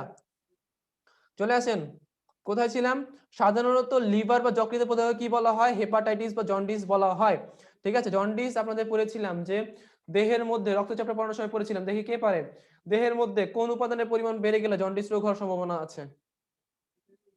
বিলিরুবিন। ভেরি গুড, কে বললেন, আপনারা কেউ? সোনিয়া আক্তার মুন। সোনিয়া আক্তার মুন, আপনার উত্তর সঠিক। আপনারা কেউ, দেহের মধ্যে কোন উপাদানের পরিমাণটা বেড়ে গেলে জন্ডিস রোগ হওয়ার সম্ভাবনা আছে? না, এটা তো রোগের নাম, একটা উপাদান। আমি আপনাদের রক্তচাপটা পড়ানোর সময় পড়েছি কয়েকটা, আরেকটা লেকচারে মেবি বলেছিলাম বিলিরুবিন, ঠিক আছে। বিলিরুবিনটা বেড়ে গেলে জন্ডিস হওয়ার সম্ভাবনা অনেক। দেখেন, তারপর চলে আসেন, জিকা ভাইরাস লাগবে না, সাধারণত লিভার বা যকৃত, এটাও লাগবে না। হংকং ভাইরাস নামে পরিচিত সার্স ভাইরাস, এটা দাগিয়ে রাখেন। কোভিড-19 এবং সার্স হচ্ছে কি রিলেটেড, ঠিক আছে। এই ব্যাটা মনে হয় হংকং থেকে উৎপন্ন হয়েছে নাকি এই লোক। সার্স ভাইরাস কোথা থেকে উৎপন্ন হয়েছে, হংকং, দ্যাটস ওনার নাম মেবি হংকং হয়েছে, আই ডোন্ট নো। চলে আসেন, কোথায় ছিলাম, ভ্যারিওলা ভাইরাসের কারণে সৃষ্টি হয় গুটি বসন্ত, দাগিয়ে রাখেন। ভ্যারিওলা ভাইরাস গুটি বসন্ত কোন কারণে হয়, গুটি বসন্ত কোন ভাইরাসের কারণে হয়, ভ্যারিওলা ভাইরাস। হাম বা মিজেলস হয়, হাম মিজেলস হলো লাইভ ভ্যাকসিন, এটাও দাগায় রাখেন, গুরুত্বপূর্ণ। দুইটাই দাগান, স্মল পক্স আর হচ্ছে কি লাইভ ভ্যাকসিনটা দাগান। ইবোলা ভাইরাসের নামকরণ করা হয় ইবোলা নদীর নাম অনুসারে, সবাই জানি এটা। ইবোলা ভাইরাস প্রথম শনাক্ত করা হয়, লাগবে না এটা। ইবোলা ভাইরাসের ভ্যাকসিনের নাম ভিএসবি এবো, এটা দাগান। ইবোলা ভাইরাসের ভ্যাকসিনের নাম কি, ভিএসবি এবো, এটা দাগান। ইবোলা ভাইরাস আবিষ্কার, লাগবে না। কুষ্ঠ হচ্ছে ব্যাকটেরিয়া জনিত রোগ, এটাও লাগবে না। চা গাছে রোগ সৃষ্টিকর ব্যাকটেরিয়া, এটা দাগান। ডিপথেরিয়া রোগে আক্রান্ত হয় কোন অংশ দেহের, গলা, এটা দাগান। ডিপথেরিয়া রোগে আক্রান্ত হয় গলা। এক ধরনের উপযোগী ব্যাকটেরিয়া, এক ধরনের উপকারী ব্যাকটেরিয়া আমরা খাই দইয়ের সাথে, সেটা হচ্ছে কি ল্যাক্টোব্যাসিলাস, ঠিক আছে। সেটা আমাদের দেহের জন্য ভালো। বলেন দই কোন কাজে লাগে? আপনি যখন বিবাহিত দাওয়াত খেতে যান, গলা পর্যন্ত চুবিয়ে চুবিয়ে খান, তখন সেগুলো হজম করে কে? এই হজম করার জন্য তারপরে হচ্ছে হয় আপনাকে কিছু সফট ড্রিঙ্কস দিবে, হয় দই দিবে, ঠিক আছে। সেগুলো কি করে, আমাদের হজমে সহায়তা করে, ঠিক আছে। চলে আসেন, এই যে এখানে আরো কিছু বিদ্যা দিয়েছে যেগুলো আমি আপনাদের প্রথমেই দিয়ে দিয়েছি, ঠিক আছে। এখানে এখানে কিছু এক্সট্রা আছে, পড়ে ফেলবেন। পাখি সম্পর্কিত বিদ্যা দেখেন, এভিকালচার এবং অর্নিথোলজি দুইটাই, ঠিক আছে। পাখি সম্পর্কিত বিদ্যা কিন্তু দুইটাই, অর্নিথোলজি পাশে লিখে রাখেন, এভিকালচার, ঠিক আছে। এভিকালচারটা হচ্ছে ঠিক আছে, লিখে রাখেন। তারপরে দেখেন দুইটাই পাখি সম্পর্কিত ব্যাপার। ইথোলজি লাগবে না, হর্টিকালচার লাগবে না, জিওলজি এগুলো কিছু লাগবে না। ইকোলজিটা দাগান। ইকোলজি হচ্ছে যে বাস্তু সংস্থান বিদ্যা। ইকোলজি কি, বাস্তু সংস্থান বিদ্যা। আপনাদের লেকচারের মোটামুটি কোন অবধি শেষ হয়েছে আমি বলি। জীববিজ্ঞানের বিকাশ, বিবর্তন, নামকরণ হয়েছে, নামকরণগুলো আমরা পড়েছি। দ্বিপদ নামকরণ পড়েছি। কোষ কলা, টিস্যু এগুলো পড়াতে হবে। আচ্ছা, টিস্যুটা একটু পড়ি, এখন টিস্যু পড়ছি আমরা, ঠিক আছে। তারপরে আমরা কোষ পড়বো, জেনেটিক্স পড়বো, তারপরে শেষ হয়ে যাবে বৈচিত্র্য পড়লে, ঠিক আছে। চলে আসেন, টিস্যুতে চলে আসেন। আচ্ছা, আমি আপনাদের কোষ টিস্যু এগুলো সম্বন্ধে ধারণা দিয়ে দিই। কোষ হচ্ছে, আমার কথা শুনে নোট করে ফেলেন, বোর্ডে লেখার কিছু নাই। কোষ হচ্ছে জীবদেহের গঠন ও কার্যকারী একক, ঠিক আছে। আমাদের জীবদেহের গঠন ও কার্যকারী একক হচ্ছে কি, কোষ। গঠন মানে সে জীবদেহ গঠন করছে, আর কার্যকারী একক মানে সে জীবদেহের সকল কাজ সামলাচ্ছে, ঠিক আছে। তাহলে জীবদেহের গঠন ও কার্যকারী এককের নাম হচ্ছে কোষ। এবং টিস্যু কি, কোষের পরে আসে হচ্ছে টিস্যু। কোষের পরে কি আসে, টিস্যু। টিস্যু হচ্ছে গ্রুপ অফ সেল, মানে একটা অনেকগুলো কোষের একটা গ্রুপ। টিস্যুটা কি, অনেকগুলো কোষের একটা গ্রুপ, ঠিক আছে। এই গ্রুপটার বৈশিষ্ট্য কি? তাদের উৎপত্তি হবে কি একই এবং তাদের কাজও হবে কি একই, ঠিক আছে। টিস্যুর মধ্যে যেই সেলগুলো, টিস্যু কি অনেকগুলো, টিস্যু হচ্ছে কি অনেকগুলো কোষের সমন্বয়ে তৈরি হয় কি টিস্যু। এখন সেই কোষগুলো বা যে বললাম যে অনেকগুলো কোষ, সেই কোষগুলো বৈশিষ্ট্য কি? সেই কোষগুলোর বৈশিষ্ট্য হচ্ছে এদের উৎপত্তি এক এবং কাজ এক, এই দুটা লিখেন। টিস্যুর বৈশিষ্ট্য কি? টিস্যুর মধ্যে যে কোষগুলো থাকবে তাদের উৎপত্তি কি হবে এক এবং কাজও কি হবে একই রকম। বুঝা গেছে? বুঝা গেছে আমার কথা? কোনটা বলবো বলেন? টিস্যুর মধ্যে যে সেলগুলো থাকবে তাদের উৎপত্তিও এক, অর্থাৎ তারা একই জায়গা থেকে উৎপন্ন হবে এবং তারা একই রকম কাজ করবে। বোঝা গেছে? যদি আমি আপনাদের এক্সাম্পল দেই, ধরেন যদি আমাদের হার্টের কথা বলি, হার্টের মধ্যে যে সেলগুলো আছে সবগুলো সেলের কাজই কিন্তু এক, তারা কি করতেছে? রক্ত পাম্পে সহায়তা করছে, ঠিক আছে। ঠিক সেম ভাবে ধরেন আমাদের যে হাড্ডির মধ্যে যে সেলগুলো আছে সেই সেলগুলো মিলে কি তৈরি করছে? হাড্ডি তৈরি করছে। এখন তাদের সবগুলোর কাজ কি একই রকম, যে তারা কি করছে? দেহের ভার বহন করছে, দেহের কাঠামো গঠন করছে। বোঝা গেছে? অনেকগুলো কোষের সমষ্টি হচ্ছে এক একটা টিস্যু, ঠিক আছে। অনেকগুলো কোষের সমষ্টি হচ্ছে একটা টিস্যু এবং টিস্যুর বৈশিষ্ট্য হচ্ছে এদের উৎপত্তি এক কাজ এক। চলে আসেন এবার, অনেকগুলো টিস্যু মিলে তৈরি হয় আবার কি অঙ্গ। অনেকগুলো টিস্যু মিলে কি তৈরি হয়? এক একটা অঙ্গ। এই যেমন এক্সাম্পল দিলাম হার্টের কথা, এই হার্ট কিন্তু অনেকগুলো টিস্যু বা একই রকম টিস্যু, যেমন একই রকম টিস্যু যারা রক্ত পাম্পে সহায়তা করতে পারবে, যাদের উৎপত্তি একই, তাদের নিয়ে কি তৈরি হয়েছে? এই হার্ট নামক বা হৃৎপিণ্ড নামক অঙ্গটা তৈরি হয়েছে। এবং অনেকগুলো অঙ্গ মিলে তৈরি হয় তন্ত্র। কি তৈরি হয়? তন্ত্র। অনেকগুলো অঙ্গ মিলে কি তৈরি হয়? তন্ত্র। সেল হচ্ছে শুরু হবে সেল থেকে, সেলের পর আসবে টিস্যু। টিস্যু কি? কতিপয় কোষের সমষ্টি। অঙ্গ কি? আবার অনেকগুলো টিস্যুর সমষ্টি। তন্ত্র কি? অনেকগুলো অঙ্গের সমষ্টি। এখন তন্ত্র কি? আপনার দেহে পড়ে থাকবেন পরিপাক তন্ত্র, রক্ত সংবহন তন্ত্র, রেচন তন্ত্র, ঠিক আছে। তাহলে ধরেন যদি আমি রেচন তন্ত্রের কথা বলি, তাহলে রেচন তন্ত্রের মধ্যে কিন্তু অনেকগুলোই অঙ্গ আছে। যেমন রেচন তন্ত্রে কি কি অঙ্গ আছে? দুই পাশে দুটো কিডনি আছে, তারপর হচ্ছে কি মূত্র নালী আছে, মূত্রথলি আছে।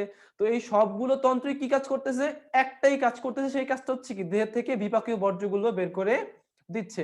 আবার যদি আমি রক্তের কথা বলি বা রক্ত সংবহন তন্ত্রের কথা বলি, তাহলে রক্ত সংবহন তন্ত্রের মধ্যে আবার অনেকগুলো অঙ্গ আছে, যেমন হৃৎপিণ্ড আছে, তারপরে ধমনী, শিরা, উপশিরা, কৌশিক জালিকা, এগুলো সবই হচ্ছে কি আবার এই রক্ত সংবহন তন্ত্রের মধ্যে পড়বে, ঠিক আছে। এগুলো আপনাদের আগেই পড়ানো হয়েছে, জাস্ট একটু রিক্যাপ করলাম। বুঝা গেছে? তাহলে সবার আগে কি আসবে? কোষ, কোষ থেকে আসবে টিস্যু, টিস্যু থেকে আসবে অঙ্গ, অঙ্গ থেকে আসবে তন্ত্র। কোথায় ছিলাম? টিস্যুতে। দেখেন, আচ্ছা, টিস্যু পড়াতে হলে আপনাদের আগে কোষ পড়াতে হবে। আমি আপনাদের একটু কোষ পড়িয়ে নিই। কোষের জন্য আপনারা আপনাদের বায়োলজি বইয়ের 19 পৃষ্ঠাতে পাবেন এগুলো, ঠিক আছে। আমরা আগে কোষের প্রকারভেদ করি। কোষ সম্পর্কে কি বললাম? যে কোষ হচ্ছে কি জীবদেহের গঠন এবং কার্যকারী একক, ঠিক আছে।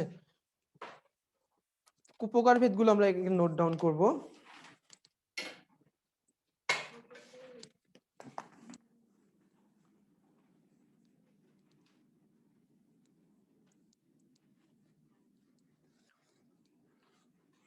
আপনাদের পাস কততে জানা আছে? কত পেলে আপনারা অ্যাটলিস্ট বেসরকারিতে পড়তে পারবেন? 40। ডিপ্লোমাতে 40 না 45? 45 40 করেছে নাকি শুনছি, এখন? বলতে পারি না তাহলে স্যার। দিন দিন কি আরো টাফ হচ্ছে। কোষ কি লিখলাম? কোষ প্রকারভেদ পড়বো আমরা, ঠিক আছে। নিউক্লিয়াসের গঠনের ভিত্তিতে কোষ দুই প্রকার, নোট ডাউন করেন। নিউক্লিয়াসের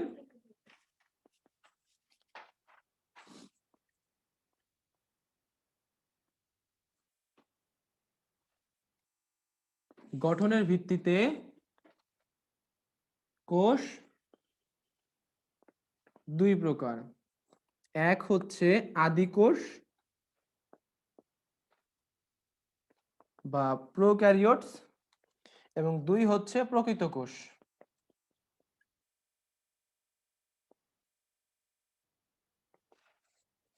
নিউক্লিয়াসের গঠনের ভিত্তিতে কোষ কয় প্রকার? দুই প্রকার, একটা হচ্ছে আদি কোষ আর একটা হচ্ছে কি প্রকৃত কোষ। এখন আদি কোষ শুনে আমরা বুঝতে পারছি যে ব্যাপারটা কি অনেক আগের ব্যাপার স্যাপার, ঠিক আছে? মানে এগুলো কি ছিল এক সময় অনেক পুরনো জিনিস, ব্যাকডেটেড ব্যাপার স্যাপার, এগুলোর মধ্যে সবকিছু, এগুলোর ভিতরে যা যন্ত্রপাতি আছে সেগুলো কি সব অনুন্নত, বর্তমান সময়ের মতো ততটা উন্নত না। তো এর কিছু বৈশিষ্ট্য আমরা জেনে রাখি। যেমন আদি কোষের 1 নম্বর বৈশিষ্ট্য লিখবেন হচ্ছে এর মধ্যে সুগঠিত নিউক্লিয়াস থাকে না, সুগঠিত নিউক্লিয়াস নেই। 2 নাম্বার লিখবেন হচ্ছে এর মধ্যে কি থাকে? রাইবোজোম থাকে। পরীক্ষায় কোশ্চেন আসবে নিচের কোনটি আদি কোষের বৈশিষ্ট্য? নিচের কোনটি আদি কোষের বৈশিষ্ট্য নয়? কেবলমাত্র ডিএনএ থাকে। এবং কোথায় পাবো? নীলাভ, সবুজ শৈবাল বা কিছু ব্যাকটেরিয়া।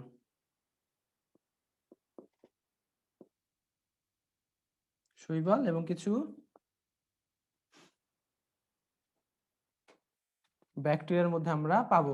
তাহলে নিউক্লিয়াসের গঠনের ভিত্তিতে কোষ কয় প্রকার? দুই প্রকার, একটা হচ্ছে আদি কোষ, একটা হচ্ছে কি প্রকৃত কোষ। দেখেন আদি কোষের মধ্যে কি নেই?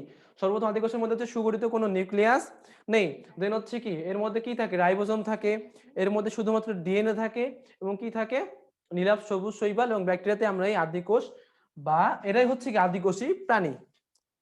ঠিক আছে, তাহলে আদিকোষী প্রাণী কারা? নীলাভ, সবুজ শৈবাল এবং ব্যাকটেরিয়া। প্রকৃত কোষের বৈশিষ্ট্য হচ্ছে এর মধ্যে সকল অঙ্গাণু থাকে, সকল যন্ত্রপাতি আপডেটেড, সকল অঙ্গাণু থাকে, রাইবোজোমও তো আছে এর মধ্যে। দেন হচ্ছে আরো লিখবেন এর মধ্যে ডিএনএ, প্রোটিন, হিস্টোন থাকে। ডিএনএও থাকে, প্রোটিনও থাকে, সকল অঙ্গাণু। ঠিক আছে, ওর মধ্যে শুধুমাত্র রাইবোজোম আছে, কিন্তু প্রকৃত কোষের মধ্যে সব আছে। ঠিক আছে, সব মাইটোকন্ড্রিয়া বলেন, প্লাস্টিড বলেন, সবকিছু আছে ওর মধ্যে প্রকৃত কোষ, যেহেতু হচ্ছে বর্তমান যুগের আপডেট কোষ। ঠিক আছে, এবং বেশিরভাগ স্যার প্রোটিনের পর কি লিখছেন? হিস্টোন, হিস্টোন বেশিরভাগ। আচ্ছা, এটা বেশিরভাগ জীবদেহ লেখেন আপনারা, বেশিরভাগ জীবদেহ। ঠিক আছে, তাহলে কাজের ভিত্তিতে নিউক্লিয়াসের ভিত্তিতে কোষ কয় প্রকার? দুই প্রকার, হচ্ছে আদি কোষ, একটা হচ্ছে কি প্রকৃত কোষ। এবং আদি কোষের বৈশিষ্ট্য কি? ওর মধ্যে কোনো সুগঠিত নিউক্লিয়াস নেই, ওর মধ্যে শুধু কি আছে? রাইবোজোম আছে। দেন হচ্ছে ওর মধ্যে কি আছে? শুধুমাত্র ডিএনএ আছে, যেইখানে প্রকৃত কোষের মধ্যে ডিএনএ এর সাথে প্রোটিনও আছে, হিস্টোনও আছে।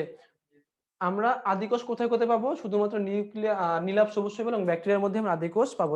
এরাই হচ্ছে কি শুধু আদিকোষী প্রাণী। কিন্তু বর্তমান যুগের সকল প্রাণী হচ্ছে কি প্রকৃত কোষী প্রাণী, যেমন আমরা। ঠিক আছে, আমরা সহ সকল প্রাণী হচ্ছে কি প্রকৃত কোষী প্রাণী, সকল প্রাণী। বোঝা গেছে? তাহলে কোষ কি বোঝা গেছে? কোষের সংজ্ঞা আমি একটু আগেই বললাম যে কোষ হচ্ছে কি জীবদেহের গঠন ও কার্যকারী একক।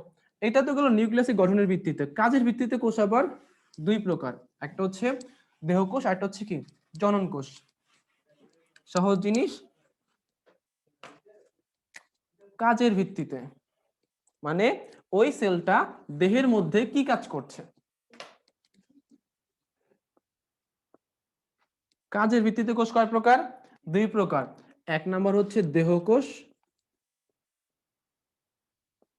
আরেকটা হচ্ছে কি জনন কোষ। বোঝা গেছে?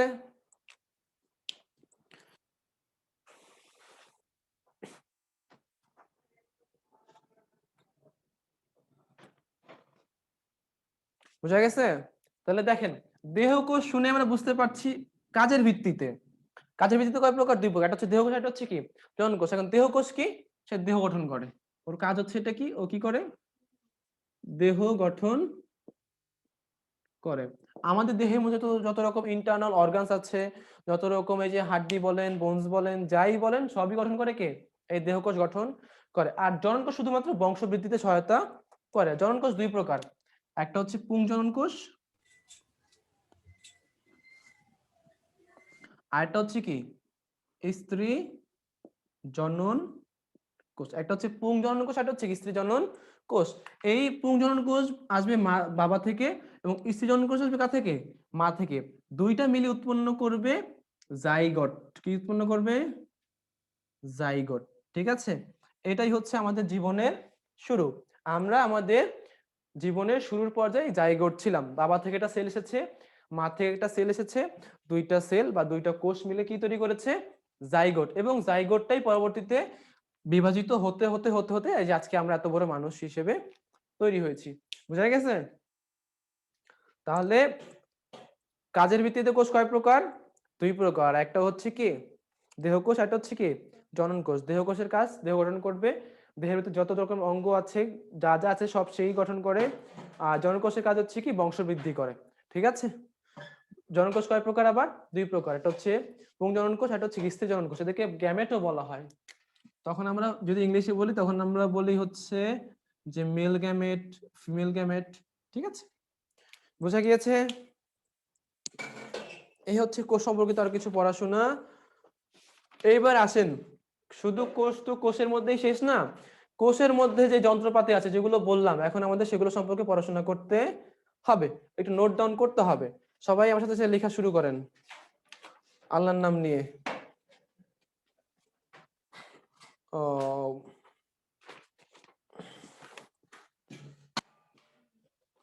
যেটা করবেন সবাই এই বইটা কালেক্ট করে নেবেন। ঠিক আছে, এটা কোন কত পেজ বললাম? এটা হচ্ছে আপনাদের বায়োলজি বইয়ের 19 নাম্বার পেজ। ঠিক আছে, 19 নাম্বার পেজ। সবার এলাকাতেই ছোট বড় ভাই ব্রাদার আছে, বোন আছে, সব ওদের কাছ থেকে কালেক্ট করবেন। ঠিক আছে, বা আপনাদের নিজেরও থাকতে পারে। আমার ফিজিক্স কেমিস্ট্রি বায়োলজি বই এখনো আছে, সেই 2017 সালের। কোনটা? না, এটা 9-10 এর বই। আমাদের ইন্টার বইয়ের কোনো প্রয়োজনই নেই। বোঝা গেছে কি বলছি? ইন্টার 19 পৃষ্ঠা। ইন্টার বইয়ের প্রয়োজন হলে আমি বলতাম যে যান, মানে ইন্টার বই যদি প্রয়োজন হতো তাহলে আমি বলতাম না যে ক্লাস 5 এর বই নিয়ে আসেন, ক্লাস 8 এর বই নিয়ে আসেন। বোঝা গেছে? একবার পরীক্ষাটা দিয়ে বের হবেন, তখন বলবেন ভাইয়া এত বেসিক কোশ্চেন আসে, এত বেসিক কোশ্চেন আসে, কিছুই তো পারি না। বুঝা গেছে? এত বেসিক আসে এখানে। চলে আসেন, শুরু করি। দেখেন, এখন আমরা যেগুলো পড়াশোনা করবো সেগুলো হচ্ছে সবই কোষ সম্পর্কিত পড়াশোনা। কোষ যে এই যে লিখেছে একটা ওয়ার্ড দিয়ে কিন্তু শেষ না, এর মধ্যে হিউজ পরিমাণ পড়াশোনা আছে। তবে বায়োলজি বইতে কোষ সম্পর্কিত পুরো একটা অধ্যায় আছে, সেই অধ্যায় থেকে আমি গুরুত্বপূর্ণ এমসিকিউ গুলো আপনাদের লিখে দিচ্ছি, তুলে দিচ্ছি বা নোট করে দিচ্ছি, আপনারা নোট করেন। দেখেন, সবার আগে চলে আসবে কোষ প্রাচীর। কোষ প্রাচীর। এখন কোষ প্রাচীরটা কি? ধরেন এই একটা সেল, এই একটা সেল, এই সেলকে আলাদা করে রাখে যে প্রাচীর সেটা হচ্ছে কি কোষ প্রাচীর। আমাদের পাশে বাউন্ডারি আছে না, প্রাচীর আছে না, ঠিক সেমও একটা, ধরেন এই একটা বাসা আবার এই একটা বাসা, সবগুলো বাসার কি আছে মাঝখানে কিন্তু বাউন্ডারি থাকে। ঠিক আছে, ঠিক সেম ভাবে সেলের মধ্যে এরকম কিছু বাউন্ডারি থাকে, তাদেরকে বলা হয় কোষ প্রাচীর। তো এখন কোষ প্রাচীর সম্পর্কে যেটা জানতে হবে যেটা হচ্ছে মৃত বা জড় বস্তু দিয়ে তৈরি। মৃত বা জড় বস্তু দিয়ে তৈরি। ঠিক আছে, তারপর আরো যেটা জানবেন যে রাসায়নিক গঠন। যারা অফলাইনে যারা অনলাইনে ক্লাস করছেন তারা নোট ডাউন করতে পারছেন? জি স্যার। করেন করেন, একটু কষ্ট করে নোট করেন। সেলুলোজ, সেলুলোজ থাকে ওর মধ্যে। দেন হচ্ছে hemicellulose, lignin, pectin, suberin. Cellulose, hemicellulose, then হচ্ছে লিগনিন,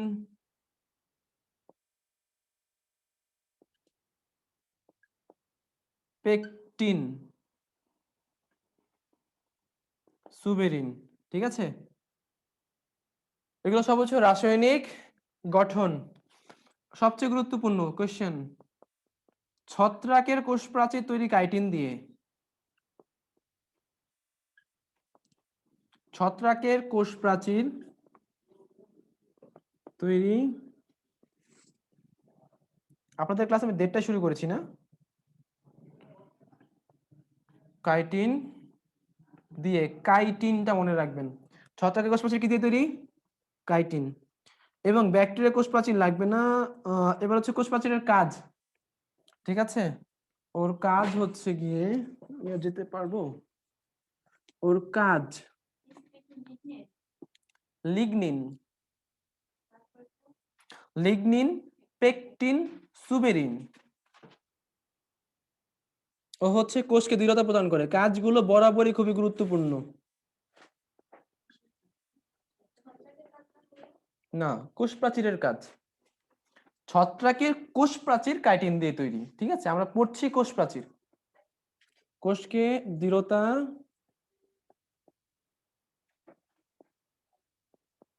প্রদান করে। দেন হচ্ছে সে কোষের আকার আকৃতি বজায় রাখে।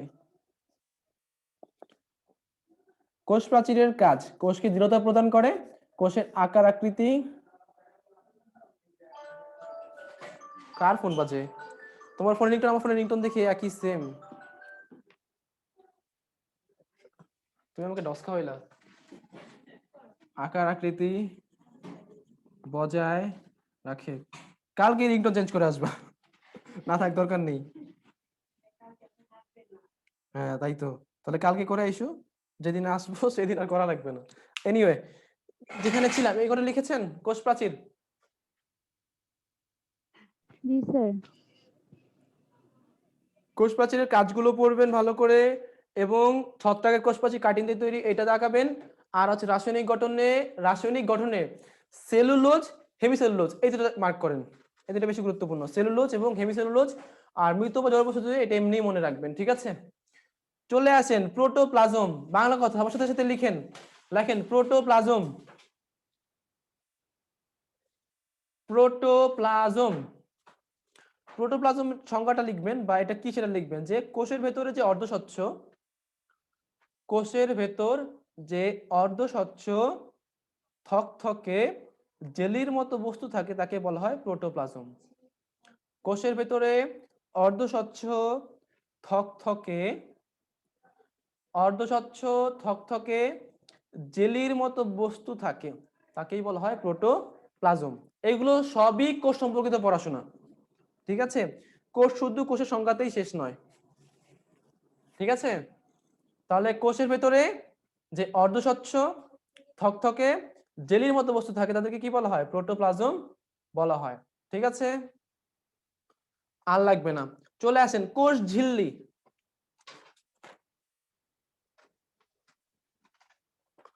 কোষ ঝিল্লির এখানে লিখবেন যে কোষ ঝিল্লি হচ্ছে এটা বৈষম্যভেদ্য পর্দা। কোষ ঝিল্লি লেখেন, তারপর লেখেন এটা একটা বৈষম্যভেদ্য পর্দা।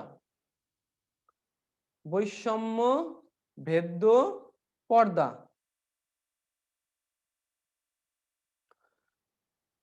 এটা কি করে? অভিস্রবণের মাধ্যমে পানি ও খনিজ লবণ চলাচল নিয়ন্ত্রণ করে। অভিস্রবণের মাধ্যমে পানি ও খনিজ লবণ চলাচল নিয়ন্ত্রণ করে, ঠিক আছে।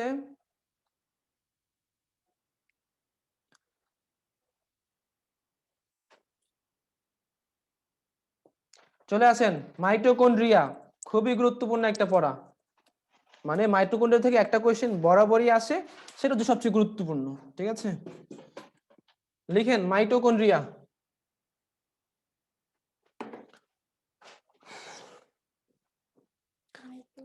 মাইটোকন্ড্রিয়া এর আবিষ্কারকের নাম লেখেন বেন্ডা, BENDA, বেন্ডা। মাইটোকন্ড্রিয়া আবিষ্কার করে কে? বেন্ডা, ঠিক আছে। BENDA।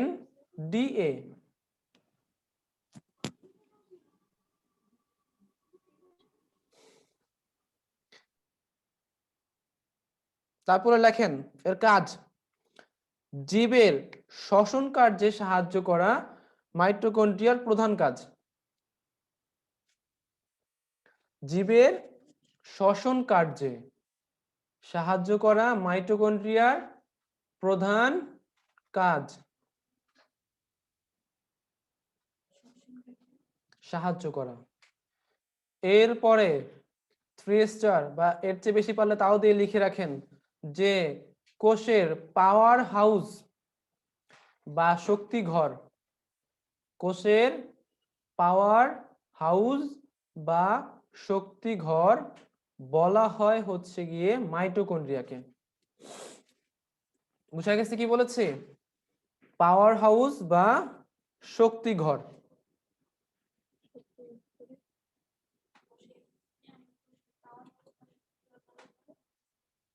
এই যে আপনাদের লেকচার শিট গুলো দিয়ে দিলে আশা করি আর এমন সমস্যা হবে না, থোকা থোকা করে আর এরকম দেওয়া লাগবে না, তখন এক লেকচারে সব হয়ে যাবে। বোঝা গিয়েছে? পাওয়ার হাউস বা শক্তিঘর বলা হয় মাইটোকন্ড্রিয়াকে। চলে আসেন এবার প্লাস্টিড। লিখেন প্লাস্টিড।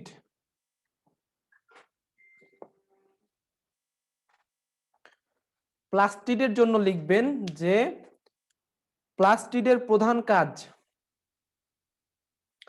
খাদ্য প্রস্তুত, খাদ্য সঞ্চয়। আরো আছে বলছি, প্লাস্টিডের প্রধান কাজ হচ্ছে কি? খাদ্য প্রস্তুত আর হচ্ছে কি? খাদ্য সঞ্চয়। প্লাস্টিডের প্রধান কাজ কি? খাদ্য প্রস্তুত, খাদ্য সঞ্চয় এবং হচ্ছে কি উদ্ভিদ দেহকে বর্ণময় এবং আকর্ষণীয় করে পরাগায়নে সাহায্য করা। উদ্ভিদ দেহকে বর্ণময় এবং আকর্ষণীয় করে পরাগায়নে সাহায্য করা। প্লাস্টিডের কাজ কি? খাদ্য প্রস্তুত, খাদ্য সঞ্চয়, উদ্ভিদ দেহকে বর্ণময় এবং হচ্ছে কি পরাগায়নে সাহায্য করা। বোঝা গিয়েছে? খাদ্য প্রস্তুত, খাদ্য সঞ্চয়, উদ্ভিদ দেহকে বর্ণময় করা, এবং আকর্ষণীয় করে পরাগায়নে সাহায্য করা। প্লাস্টিড 3 প্রকার।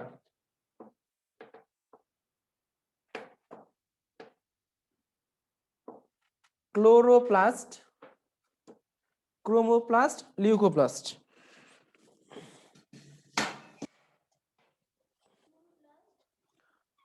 ক্রোমোপ্লাস্ট লিখে দিব? এই যে আমি লিখে দিচ্ছি।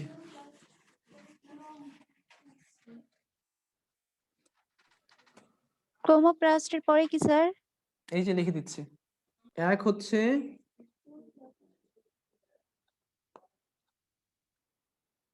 ক্লোরোপ্লাস্ট, 2 হচ্ছে ক্রোমোপ্লাস্ট,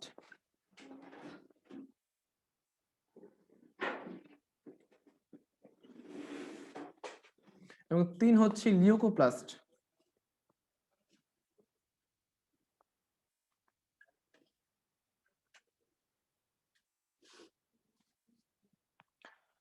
ক্লোরোপ্লাস্ট, ক্রোমোপ্লাস্ট এবং হচ্ছে কি লিউকোপ্লাস্ট লেখা হয়েছে। এবার এগুলোর বৈশিষ্ট্য আমরা পড়ব। দেখেন ক্লোরোপ্লাস্ট লিখেন, এবার আবার নিচে লেখেন ক্লোরোপ্লাস্ট লিখেন, ক্লোরোপ্লাস্ট লিখেন। ক্লোরোপ্লাস্ট লিখে লেখেন যে সবুজ রঙের প্লাস্টিডকে কি বলা হয়? ক্লোরোপ্লাস্ট বলা হয়। সবুজ রঙের প্লাস্টিড, বা লিখে রাখেন সবুজ রঙের প্লাস্টিড, শেষ। ক্লোরোপ্লাস্ট আচ্ছা আমি বলি প্লাস্টিডটা আসলে কি। প্লাস্টিডটা হচ্ছে আপনার উদ্ভিদের একটা অঙ্গ। এই যে আপনারা দেখছেন যে আপনারা ছোটবেলায় পড়ে আসছেন সাধারণ জ্ঞানের মধ্যে যে উদ্ভিদের পাতা সবুজ দেখায় কোনটির কারণে? ক্লোরোপ্লাস্টের কারণে। তো এই ক্লোরোপ্লাস্ট হচ্ছে কি প্লাস্টিডের একটা অংশ। তো এই ক্লোরোপ্লাস্ট কি করে? সে উদ্ভিদ দেহকে বর্ণময় করে, আবার উদ্ভিদ দেহকে কি করে? সবুজ করে তোলে। এখন উদ্ভিদের বর্ণময় অংশ কোনগুলা? ফুল, পাপড়ি, এগুলো হচ্ছে উদ্ভিদ দেহের বর্ণময় অংশ। আর উদ্ভিদের যে পাতা, কাণ্ড, এগুলো আবার কোন রঙের? সবুজ রঙের। তাহলে সবুজ রঙের মধ্যে পাওয়া যাবে ক্লোরোপ্লাস্ট, তাই বলা হয় সবুজ রঙের প্লাস্টিডকে কি বলা হয়? ক্লোরোপ্লাস্ট বলা হয়। আর যেগুলো হচ্ছে রঙিন সেগুলো হচ্ছে কি? ক্রোমোপ্লাস্ট। ঠিক আছে, তাহলে ক্লোরোপ্লাস্টের সামনে কি কি লিখবেন? যে সবুজ রঙের প্লাস্টিডকে বলা হয় ক্লোরোপ্লাস্ট, এবং কোথায় কোথায় পাওয়া যায়?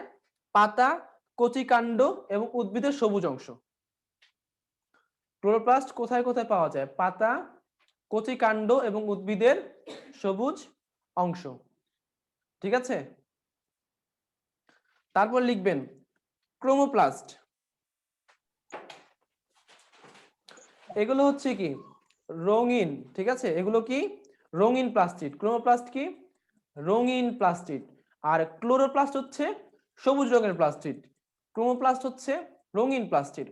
ক্রোমোপ্লাস্টের মধ্যে কেন সেটা রঙিন হয়, কয়েকটা রঞ্জক পদার্থ আছে, সেগুলো না আপনাদের লিখতে হবে, যেমন জ্যান্থোফিল, ক্যারোটিন, ফাইকোএরিথ্রিন, আমি লিখে দিচ্ছি।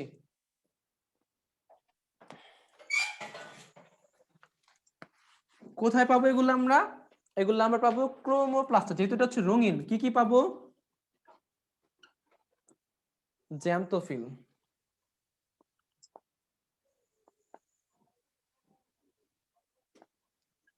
জ্যান্থোফিল, দেন তারপর হচ্ছে কি ক্যারোটিন, ফাইকোএরিথ্রিন,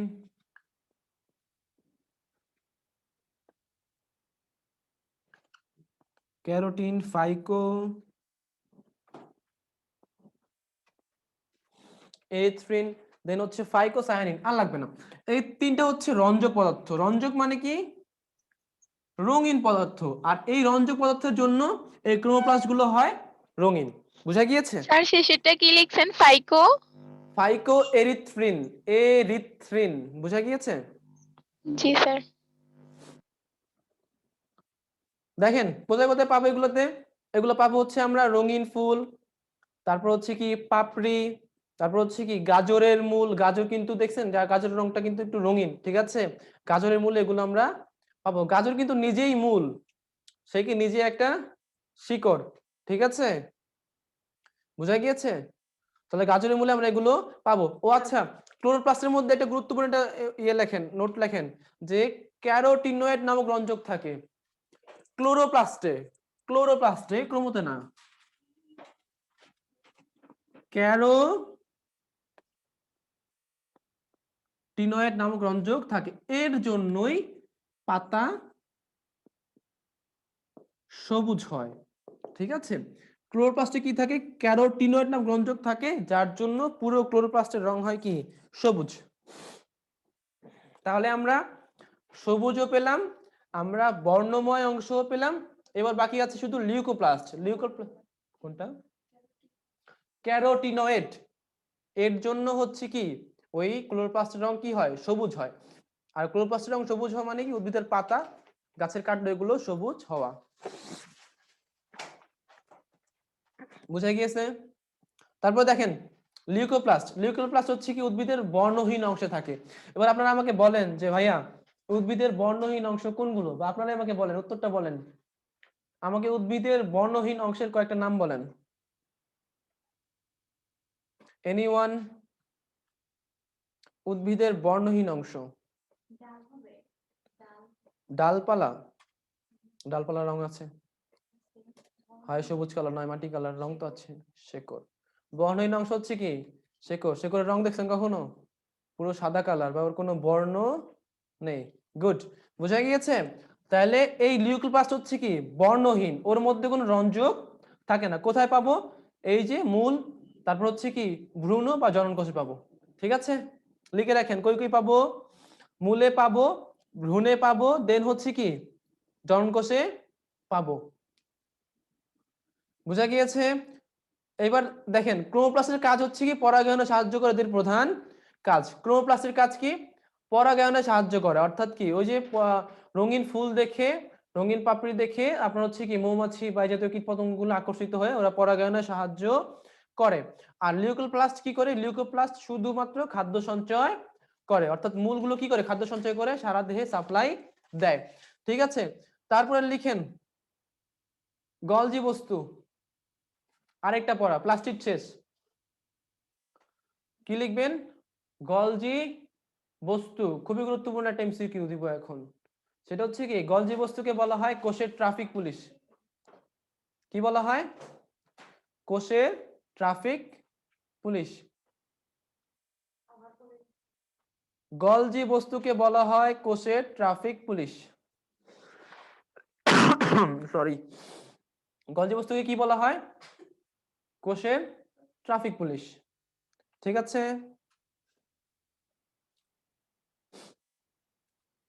তারপরে চলে আসেন, আর এদিকে লাগবে না, লাইসোজোম লেখেন। লাইসোজোম কি লিখবেন? লাইসোজোম, লাইসোজোমের কাজ কোষকে জীবাণুর হাত থেকে রক্ষা করা।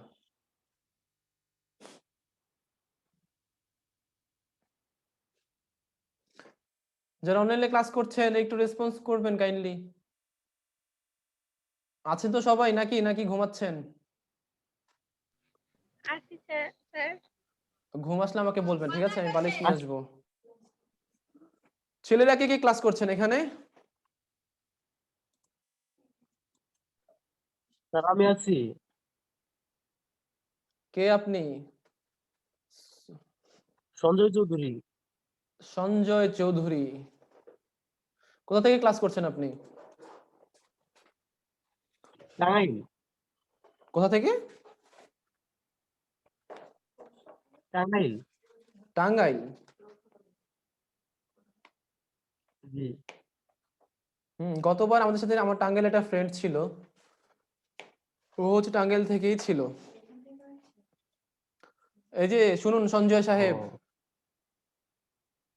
হ্যাঁ আপনার চান্স পাইতে হলে কিন্তু অনেক অনেক পড়াশোনা করতে হবে। মেয়েদের চেয়ে ছেলেদের মার্ক অনেক বেশি লাগবে, অনেক। স্যার ছেলেদের জন্য সিট কয়টা থাকে, মানে কত পার্সেন্ট? 10%। যদি আপনার যদি সিট হয় কোনো জায়গায়, যদি সিট হয় 100টা, 10% হলে হবে 10টা। 10টা ছেলে 90টা মেয়ে। আমাদের হচ্ছে এই যে এতগুলো মেয়েদের যন্ত্রণা সহ্য করতে হয়। এই তোমরা কিছু শুনছো? কিছু শুনো না, এগুলো শুনতে হয় না, এগুলো শুনতে হয় না, এগুলো এগুলো শুনলে হচ্ছে বিপদ আছে আমাদের। বুঝা গেছে? তো হচ্ছে ছেলেদের সিট কয়টা? মাত্র 10টা। এখন বেসরকারিতে সিট ধরেন থাকে হচ্ছে 50টা এবং সর্বোচ্চ 50টা বা 40টা, ঠিক আছে? তো 40টা হলে সেখানে সিট কয়টা হবে? ছেলেদের সিট যদি 40 ধরেন, টোটাল সিট হচ্ছে 40টা, তাহলে ছেলেদের সিট কয়টা? 4টা। স্যার 10% 4টা হয়। 50টা সিট হলে হবে 5টা। বুঝা গেছে সঞ্জয়? পাঁচ- অনেক টাফ, জি অনেক টাফ, স্যার। অনেক। স্যার শুনছিলাম যে পারবো নাকি, এটা কি সত্যি? বুঝি নাই, আবার একটু বলেন কাইন্ডলি। মানে যেখানে 10% ছিল সেখানে 20% করার কথা ছিল নাকি, মানে না না না সিটের না না সংখ্যা। না, 10% 10%ই আছে এখনো, এখনো 10%ই ও, আছে। এই জন্য অনেক টাফ। শুনতে কষ্ট লাগলেও 80-র উপরে মার্ক না পেলে চান্স পাবেন না, সোজা বাংলা কথা। বুঝা গেছে? শুনতে কষ্ট না লাগলেও স্যার 80-র সমস্যা নাই, উপরে, পাবো। 80-র উপরে মার্ক না পেলে চান্স পাবেন না। আর মেয়েদের জন্য যদি ভালো, যেটা ফার্স্ট স্যার চুজ যদি দিবেন, স্যার সেকেন্ড চুজ দিবেন, যা প্রথম দিকে আপনার যেটা পছন্দ সেটা পেতে হলে অবশ্যই আপনাকে 70-75 এর উপরে মার্ক পেতে হবে। বুঝা গিয়েছে? আপনার যেটা প্রথম চয়েস, বা 70-75 এ আপনি সরকারিতে চান্স পাবেন, শিওর পাবেন। 70-75-73-76 এগুলো পেলে আপনি সরকারিতে শিওর পাবেন, কিন্তু চুজ গুলো তখন হয়ে যাবে, না না ফার্স্টে পাবেন না, তখন সেকেন্ড বা থার্ড লেভেলে চলে আসবে। কে বলেছে? তার চুজে সমস্যা ছিল, এলাকা ভিত্তিক সমস্যা ছিল। আর গত বছর তো 50-40 ওই 41 এরকম পেয়েও তো চান্স পেয়েছে। এখন সেটা যদি হয় বান্দরবনে, বান্দরবনে কয়জন চুজ দিয়েছে? আপনি দিবেন কখনো বান্দরবনে? ওই বান্দরবন থেকে যে 2-4 জন পরীক্ষা দিয়েছে ওরাই চান্স পেয়েছে। বুঝা গেছে? এলাকা ভিত্তিক ব্যবসা করা আছে। বুঝা গেছে আমার কথা? এখানে আপনি কোন এলাকা স্যার থেকে জেলা পরীক্ষা দিচ্ছেন? কোঠাও তো আছে। হ্যাঁ, জেলা কোঠা আছে, দেন হচ্ছে আবার ওই যে উপজাতীয় কোঠাও কিন্তু অনেক কিছুই আছে, ঠিক আছে? তো এগুলো কিছু কিছু ম্যাটার করে। এজন্য হচ্ছে আপনি যদি আপনার পছন্দ মতো চান্স পেতে চান, আপনার 85 বা আপনি যেটা প্রথম চয়েস দিবেন সেটা পাইতে হলে আপনাকে মেয়েদেরকেও 80-র উপরে মার্ক পেতে হবে। আর যদি 2-3-4-5 চান্স পেতে চান তাহলে আপনাকে 70-75 এ পেতে হবে, 70-র উপরে মার্ক পেতে হবে। বুঝা গিয়েছে? জি স্যার। নার্সিং অ্যাডমিশন সহজ, আবার সহজ না, ঠিক আছে? নার্সিং অ্যাডমিশন অনেক অনেক প্যারাদায়ক, অনেক প্যারাদায়ক। এটা অনেক পড়াশোনা করতে হয়। আমি তো বারবারই বলছি আপনাদেরকে, প্রচুর বেসিক জানতে হবে। পারলে আপনি ইন্টারের বইগুলো চোখ বন্ধ করে ফেলে রাখেন, আপনি ওই 9-10-8 ক্লাস 8 এর বিজ্ঞান বই পড়া শুরু করেন, এইসব বেসিক পড়া শুরু করেন। বুঝা গেছে আমার কথা কি বলেছি? প্রচুর বেসিক। পুরো অ্যাডমিশন টেস্টটা, নার্সিং অ্যাডমিশন টেস্ট পুরোটাই বেসিকের খেলা। যার বেসিক যত স্ট্রং তার চান্স পাওয়ার চান্স তত বেশি। বুঝা গেছে? চলে আসেন পড়াশোনায়, চলে আসি। লাইসোজোম। আচ্ছা, আপনাদের এবারে টোটাল ছেলে কয়টা ভর্তি হয়েছে সঞ্জয়?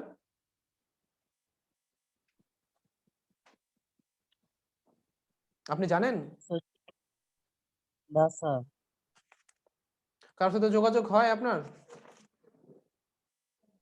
না স্যার, স্যার আমি ভর্তি হয়েছি 31 তারিখে, এর কারণে। ও আচ্ছা, আপনি নতুন ভর্তি হয়েছেন। তাহলে কিছু ছেলেরা ছিল। যাই হোক, চলে আসেন, খাতায় লিখেন, আবার পড়ায় চলে আসি। রাইবোজোম লেখেন, রাইবোজোম। খুবই গুরুত্বপূর্ণ এমসিকিউ, খুবই গুরুত্বপূর্ণ। বলা হয় প্রোটিন ফ্যাক্টরি। রাইবোজোমকে কি বলা হয়? প্রোটিন ফ্যাক্টরি বা প্রোটিন সংশ্লেষণকারী, ঠিক আছে, বা প্রোটিন উৎপাদন করে, ঠিক আছে। প্রোটিন ফ্যাক্টরি মানে কি? সে প্রোটিন উৎপাদন করে। কে উৎপন্ন করবে? রাইবোজোম, ঠিক আছে।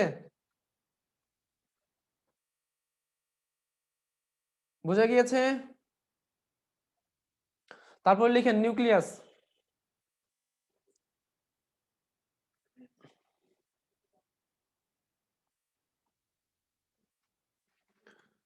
নিউক্লিয়াস লিখে রাখেন যে এতে হচ্ছে কি বংশগতির বৈশিষ্ট্য নিহিত থাকে। নিউক্লিয়াসে বংশগতির বৈশিষ্ট্য নিহিত থাকে।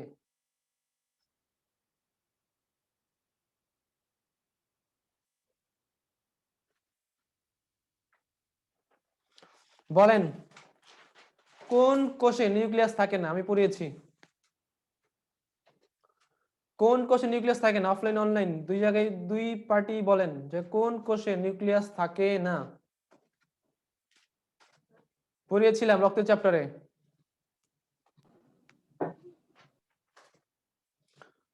নিউক্লিয়াস থাকে না হচ্ছে লোহিত রক্তকণিকা। এই যে ভুলে গেলে চলবে না। একটা এমসিকিউ মিস হয়ে গেল, বাস শেষ, 199 পেয়ে গেলেন। খবর আছে। নিউক্লিয়াস থাকে না কোথায়? হাসলে চলবে না। লোহিত রক্তকণিকা নিউক্লিয়াস থাকে না। এখানে আর লাগবে না। নিউক্লিয়াসের মধ্যে লেখেন নিউক্লিওলাস, লেখেন নিউক্লিওলাস। নিউক্লিওলাস সে রাইবোজোম সংশ্লেষণ করে বা রাইবোজোম উৎপন্ন করে। নিউক্লিওলাস সে কি উৎপন্ন করে? রাইবোজোম। এখন আমরা কোষ থেকে বের হইনি, এখনো টিস্যু বাকি আছে। নিউক্লিয়াস রাইবোজোম সংশ্লেষণ করে, রাইবোজোম উৎপাদন করে।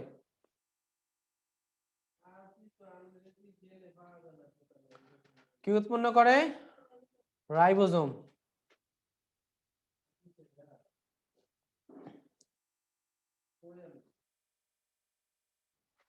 তারপর লিখেন ক্রোমোজোম বংশগতির ধারক ও বাহক। ক্রোমোজোম হচ্ছে কি? বংশগতির ধারক ও বাহক। আপনার মায়ের চুলের রং লাল, আপনার চুলের রং হয়েছে কি লাল। আপনার মায়ের বা ধরেন আপনার বাবার চোখের রং হচ্ছে নীল, আপনার চোখের রং হয়েছে কি নীল। এই যে বাবার বৈশিষ্ট্য যে আপনি পাচ্ছেন, কিভাবে পাচ্ছেন? এই ক্রোমোজোমের মাধ্যমে। এই ক্রোমোজোমই বাবার থেকে মা থেকে বৈশিষ্ট্যগুলো আপনার দেহে নিয়ে আসছে, তাই বলা হয় ক্রোমোজোমকে বলা হয় বংশগতির ধারক ও বাহক, ঠিক আছে।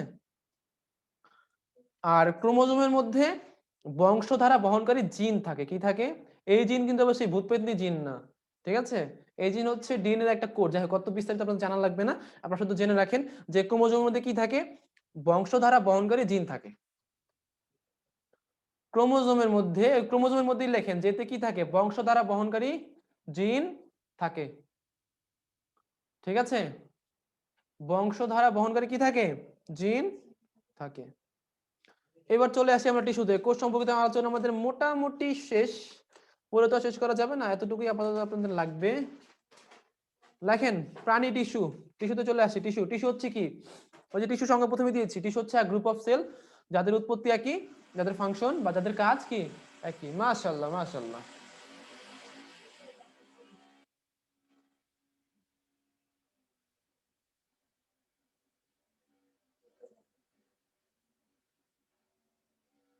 আপনারা শুনতে পাচ্ছেন যারা অনলাইনে ক্লাস করছেন? স্যার, জি স্যার। জি স্যার। কি শুনতে জি পাচ্ছেন? স্যার। শেষ। দেখেন টিস্যু, টিস্যু সংখ্যা আগে দিয়েছি আমরা, আমি আগে দিয়েছি। এখন দেখেন টিস্যু হচ্ছে 4 প্রকার। প্রাণী টিস্যু 4 প্রকার। প্রাণী টিস্যু 4 প্রকার। কোষ শেষ, টিস্যুতে ঢুকেছি। প্রাণী টিস্যু কয় প্রকার? 4 প্রকার।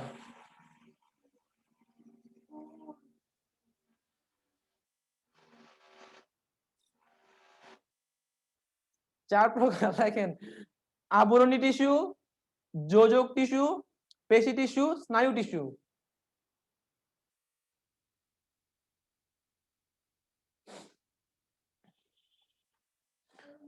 আবরণী টিস্যু, যোজক টিস্যু, দেন হচ্ছে পেশি টিস্যু। এই দেয়াল করা শেষ, এখন ওই দেয়াল করতেছে। আবরণী টিস্যু, যোজক টিস্যু, পেশি টিস্যু, স্নায়ু টিস্যু, এটা হচ্ছে গিয়ে প্রাণী টিস্যুর প্রকারভেদ।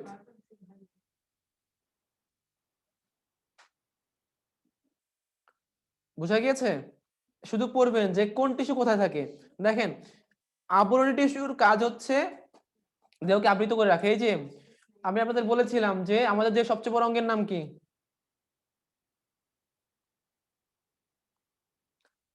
আমাদের দেহের সবচেয়ে বড় অঙ্গের নাম কি? ত্বক। বলেন। ত্বক। ত্বক স্যার। আচ্ছা, আপনারা বলেন। একজন বলেছে বৃক্ক, আরে কিছু তো বলেন। কোষ প্রাচীর, আর তন্ত্র, অঙ্গ না। বৃক্ক। আপনিও বৃক্ক? ওই যে হাসতেছে আপনাদের উত্তর শুনে। বাকিরা বলেন, বলেন বলেন। মুখ লুকিয়ে হাসলে চলবে না, রেসপন্স করতে হবে। ত্বক দেহের সবচেয়ে বড় অঙ্গের নাম কি? ত্বক। ত্বক। এই যে অনলাইন উত্তর কে দিয়েছিলেন? 2 জন দেওয়া হয়েছে স্যার। 2 জন দিয়েছেন, গুড, ভেরি গুড। তাহলে আমাদের দেহের সবচেয়ে বড় অঙ্গের নাম হচ্ছে কি? ত্বক। কেন বললাম? এই ত্বকই হচ্ছে একটা আবরণী টিস্যু। বুঝা গিয়েছে? ত্বক কি করতেছে? সারা দেহকে আবৃত করে রাখছে না? দেহের এমন একটা জায়গা দেখান যেখানে ত্বক নেই, ঠিক আছে? সব জায়গায় কি আছে? ত্বক আছে, স্কিন আছে, ঠিক আছে? আর স্কিন হচ্ছে একটা আবরণী টিস্যু। বোঝা গিয়েছে? তাহলে আবরণী টিস্যুর কাজ কি? সে দেহকে আবৃত করে রাখে। চলে আসেন যোজক টিস্যু। আপনারা একটা কাজ করতে পারেন, আমি বলে দিই। আপনারা যারা বই কালেক্ট করতে পারবেন না, আপনাদের গুগলে বা ইন্টারনেটে আপনারা বইয়ের পিডিএফ পাবেন। প্রত্যেকটা বইয়ের পিডিএফ আছে। বোঝা গেছে কি বলেছি? প্রত্যেকটা বইয়ের পিডিএফ অনলাইনে আছে। আপনাদের সেকেন্ড কাজ, আপনাদের আগামীকালের সেকেন্ড কাজ, আমাকে আপনারা ক্লাস 9-10 এর সাধারণ জ্ঞান, কমার্সের সাধারণ বিজ্ঞান বইয়ের পিডিএফ ডাউনলোড করে দেখাবেন। প্লাস সাথে সাথে ওদের ফিজিক্স, কেমিস্ট্রি, বায়োলজি এই 3টা বই পিডিএফ ডাউনলোড করবেন। কি কি লিখেন? লিখেন, খাতায় লিখেন। ক্লাস 8 এর বিজ্ঞান বই, হ্যাঁ 8, 5 এরও দিচ্ছি। ক্লাস 8 এর বিজ্ঞান বই, ওই যে পিডিএফ। কেন আপনারা আপনাদের যে গ্রুপে এত এত পিডিএফ দেয় সেগুলো কিভাবে পড়াশোনা করেন? হ্যাঁ হ্যাঁ, কি বলে? আচ্ছা, পিডিএফ ডাউনলোডে পিডিএফ রিডিং এ কার কার সমস্যা? হাত পা সব তুলেন, না থাক হাতই তুলেন। হায় হায়, সবারই সমস্যা। এই আপনাদের কার কার সমস্যা অনলাইনে না পিডিএফ স্যার, আমাদের ডাউনলোডিং এ? প্রবলেম হয় না, পিডিএফ দিলে আরো ভালো হয়। আমরা তো সবসময় স্যারদের বলে যে পিডিএফ গুলো দিয়ে দেওয়ার জন্য। আর পিডিএফ তো আমার ডাউনলোড হয় না।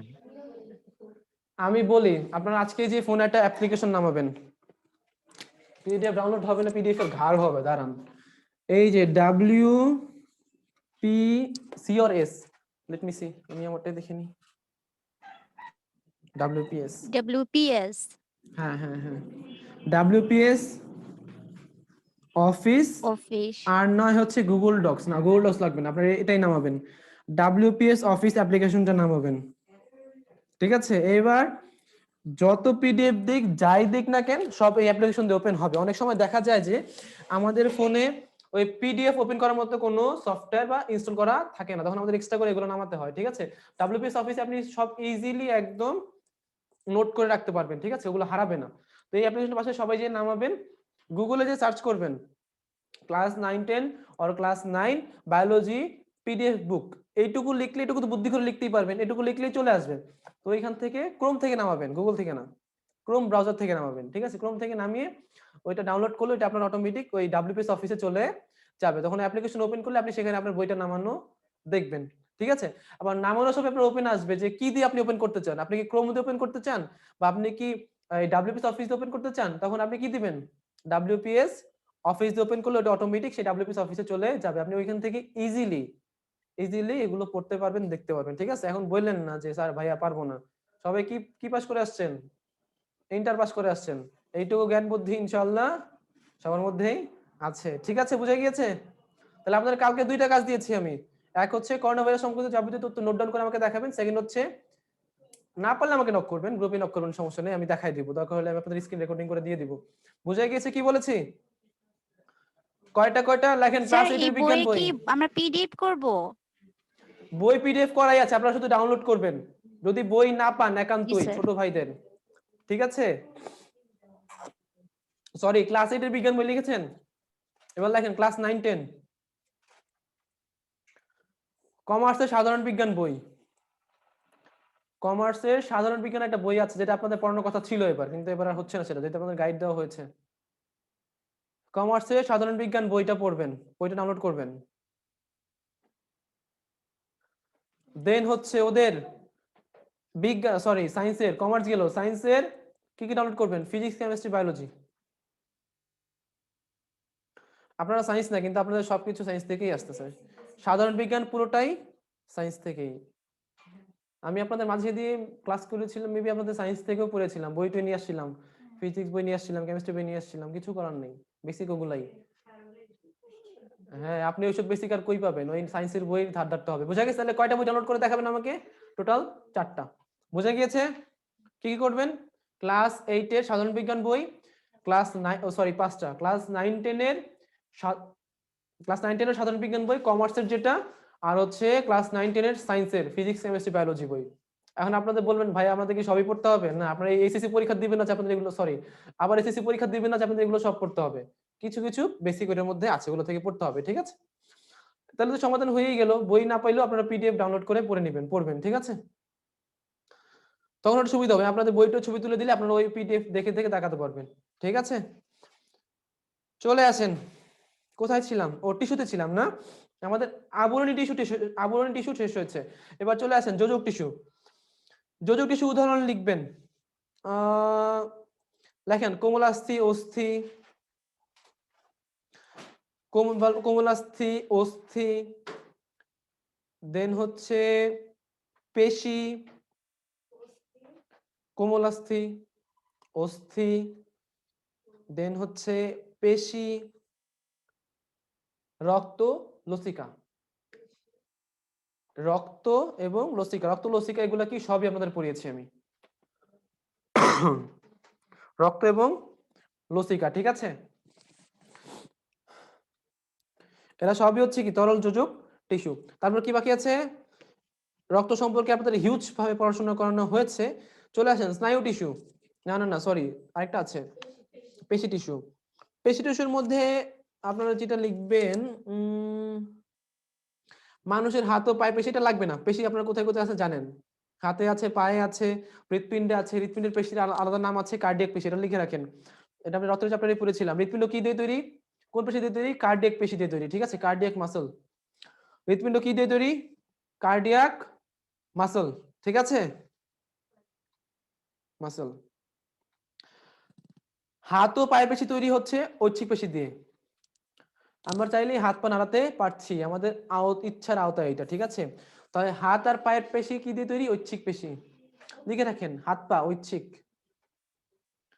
হাত এবং পায়ের পেশি কোনটা দিয়ে তৈরি? ঐচ্ছিক পেশি, ঠিক আছে?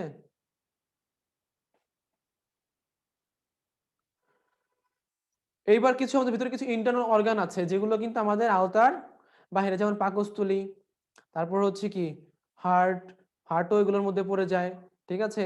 তারপর হচ্ছে বৃক্ক, এগুলো সব কি দিয়ে তৈরি? অনিচ্ছিক পেশি। আমরা চাইলেই বলতে পারি না এই তুই চাপাচাপি করা বন্ধ কর, ঠিক আছে? বুঝা গেছে? এখন পাকস্থলীকে আমরা কখনো বলতে পারি পাকস্থলী অলওয়েজ চপিং করতেছে, কি করতেছে? খাবারের জন্য সে কি করতেছে? এরকম এই যে চপিং করতেছে, বুঝা গেছে? যেমন চপিং করতেছে সে অল দ্য টাইম, ঠিক আছে? যখন পেটে খাবার থাকে না তখন কি পেট ব্যথা করে না, পেট মোচড় দেয় না? কেন? ওই যে পাকস্থলী তো অনবরত কন্টিনিউয়াসলি সে এরকম চপিং করছে, খাবার চাচ্ছে সে, খাবার না থাকলে পেট ব্যথা তো করবেই, বুঝা গিয়েছে? তো হচ্ছে আমরা কি কখনো বলতে পারবো পাকস্থলীকে এই তুই চপিং করা বন্ধ কর, কখনোই সম্ভব না। তাহলে এটা কি দিয়ে তৈরি? অনিচ্ছিক পেশি, এরা আমাদের আওতার বাহিরে। বোঝা গিয়েছে? চলে আসেন, আর লাগবেন এখানে পেশি থেকে স্নায়ু টিস্যুতে চলে আসেন। স্নায়ু টিস্যু, স্নায়ু টিস্যুর মধ্যে পড়বেন নিউরন। নিউরন হচ্ছে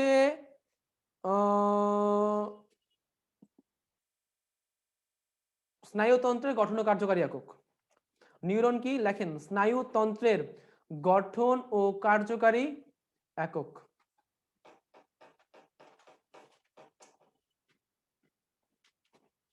নিউরন কি? স্নায়ুতন্ত্রের গঠন ও কার্যকারী একক। এখন আপনাকে মশা কামড়িয়েছে, আপনি বুঝতে পারেন না কোথায় মশা কামড়াইছে?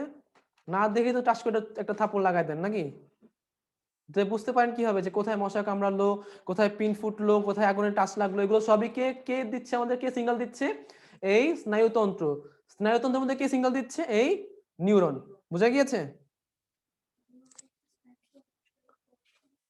একটা আদর্শ নিউরনের 3টা অংশ থাকে, লিখে রাখেন।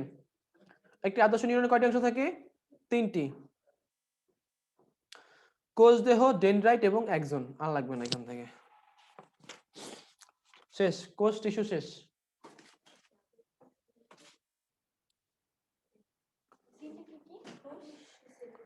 Axon, dendron, dendrite, Axon. একটি আদর্শ নিউরনের 3টি অংশ, অ্যাক্সন, ডেনড্রন, ডেনড্রাইট। চোখ বন্ধ করে মুখস্থ করবেন, 3টা আছে, কোশ্চেন চলে আসবে। নিচের কোনটি নিউরনের অংশ নয়?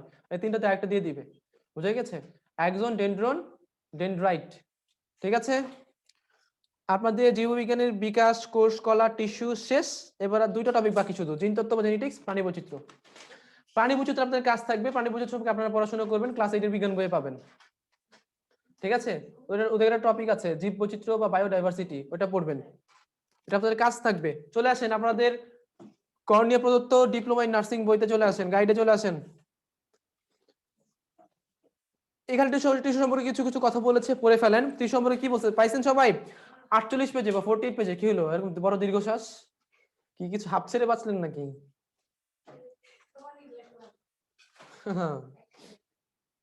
লিখা অনেক অনেক লিখতে হয় অনেক, কিন্তু এত আসলে কি মানে 2 ঘন্টার ক্লাস তো শেষ করা যায় না। আমি তো প্রথম যেদিন ক্লাস নিতে আসছি, আমি মনে হয় আপনাদের 50% দিয়ে গেছি, বাকি 50% আমার বইয়ের মধ্যেই ছিল, আর দিতে পারিনি ওগুলো। পরে যেগুলো ছবি তুলে আপনাদের দিয়ে দিলাম।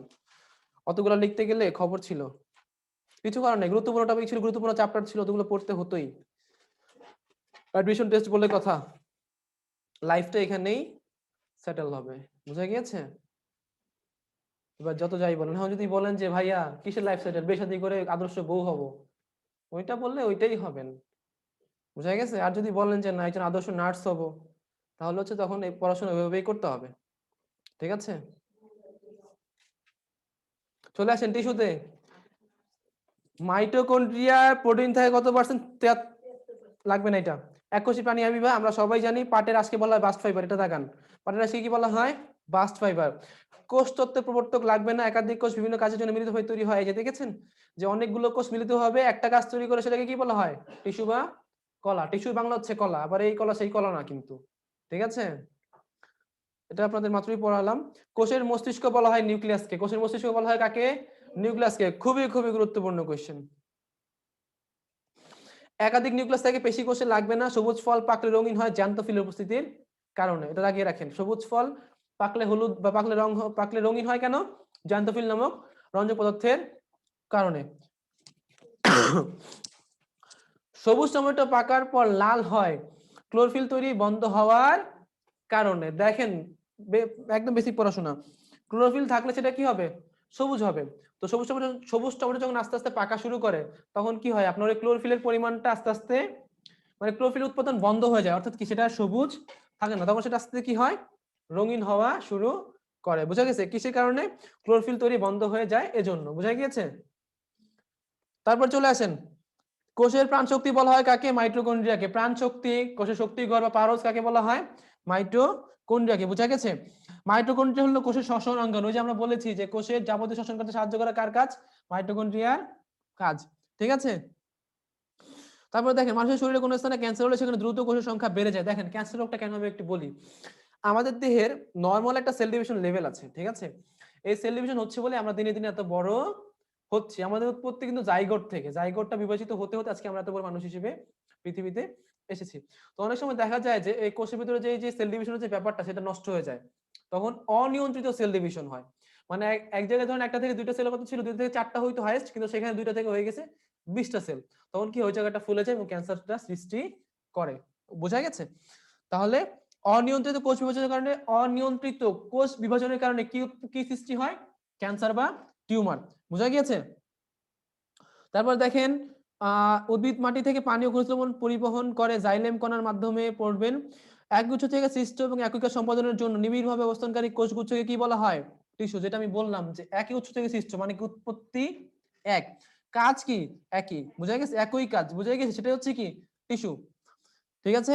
টিস্যু দুই প্রকার, ভাজক টিস্যু, স্থায়ী টিস্যু। ভাজক টিস্যু মানে যেটা ভাঁজ হতে পারবে, যেটা বিভাজিত হতে পারবে, আর স্থায়ী টিস্যু মানে যেটা বিভাজিত হবে না। বোঝা গিয়েছে? বিভাজনে সক্ষম কোষ দিয়ে এই যে ভাজক টিস্যু বলা হয়। বড় গাছ, আম গাছ, আম জাম কাঁঠাল মোটা হয়, গৌণ এটা লাগবে না। ভাজক টিস্যু থেকে এটাও লাগবে না। আচ্ছা, এটা শেষেরটা তাকিয়ে ফেললাম যে ভাজক টিস্যু থেকে উৎপন্ন বিভাজন ক্ষমতাহীন টিস্যুকে কি বলা হয়? স্থায়ী টিস্যু। দাগান। চলে আসেন জীববিজ্ঞানের অবদান। এখান থেকে যেটা পড়বেন, অ্যারিস্টটল প্রাণীবিজ্ঞানের জনক। থিওফ্রাস্টাস উদ্ভিদ বিজ্ঞানের জনক। দাগান। প্রোটোপ্লাজমকে জীবনের ভৌত ভিত্তি হিসেবে বর্ণনা করা হয় Thomas Henry Huxley. Dagan. Penicillin, যেটা আমি পড়েছিলাম যে পেনিসিলিন বা পেনিসিলিন আবিষ্কার করে আলেকজান্ডার ফ্লেমিং, সর্বপ্রথম antibiotic. Dagan. ডাবো helix. Dagan. Watson ও ফ্রান্সিস ক্রিক। শরীরবিদ্যার জনক উইলিয়াম হার্ভে। দাগান। প্রাকৃতিক নির্বাচন মতবাদের জনক চার্লস ডারউইন। দাগান। যতটুকু বলছি ততটুকুই জানলে হবে, যে কোনটার জনক, সে কি করেছে, যতটুকু জানলেই হবে। ঠিক আছে? সর্বপ্রথম কোষ কথাটা আবিষ্কার করে বা কোষ ব্যবহার করে কে? রবার্ট হুক কোষ শব্দটি ব্যবহার করে। বসন্তের টিকা আবিষ্কার করে এডওয়ার্ড জেনার। দাগান। জীবাণুবিদ্যার জনক লুই পাস্তুর। দাগান। বায়োলজি শব্দের প্রবর্তক ল্যামার্ক, বায়োস এবং লোজোস। দাগান। যক্ষার জীবন আবিষ্কার করে রবার্ট কর্স। দাগান। এবং কলেরার জীবাণু দুইটাই আবিষ্কার করে। ব্যাকটেরিয়া আবিষ্কার এবং অণুবীক্ষণ যন্ত্র আবিষ্কার দুইটাই করে কে? লিওয়েন হুক, অণুজীব বিজ্ঞানের জনক। বংশগতিবিদ্যার জনক গ্রেগর জোহান মেন্ডেল। দাগান। উদ্ভিদের অনুভূতি প্রবণ প্রথম, এই যে প্রবণ প্রথম, জগদীশ চন্দ্র বসু। দাগান। শেষ আমাদের কোষ টোষ নিয়ে পড়াশোনা শেষ। এখন আমরা ঢুকবো হচ্ছে জিন তত্ত্ব, জেনেটিক্স এবং প্রাণী বৈচিত্র্য। ঠিক আছে?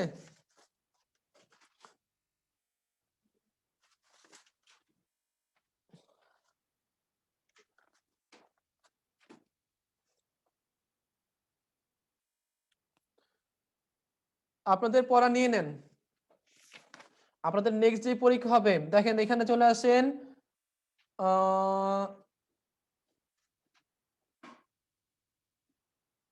53 পেজে চলে আসেন। 53 পেজ।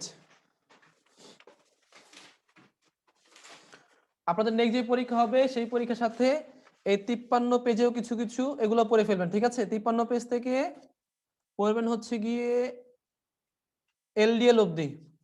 53 থেকে 54 পেজের এলডিএল অবধি পড়বেন। এগুলো সবই আমি আপনাদের পড়িয়েছি। ঠিক আছে? আবার রিভাইজ দিবেন। বুঝা গিয়েছে?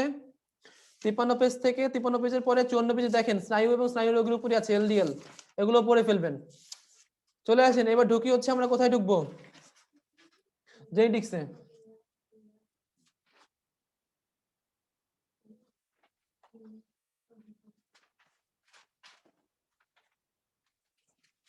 চলে আসেন জেনেটিক্স।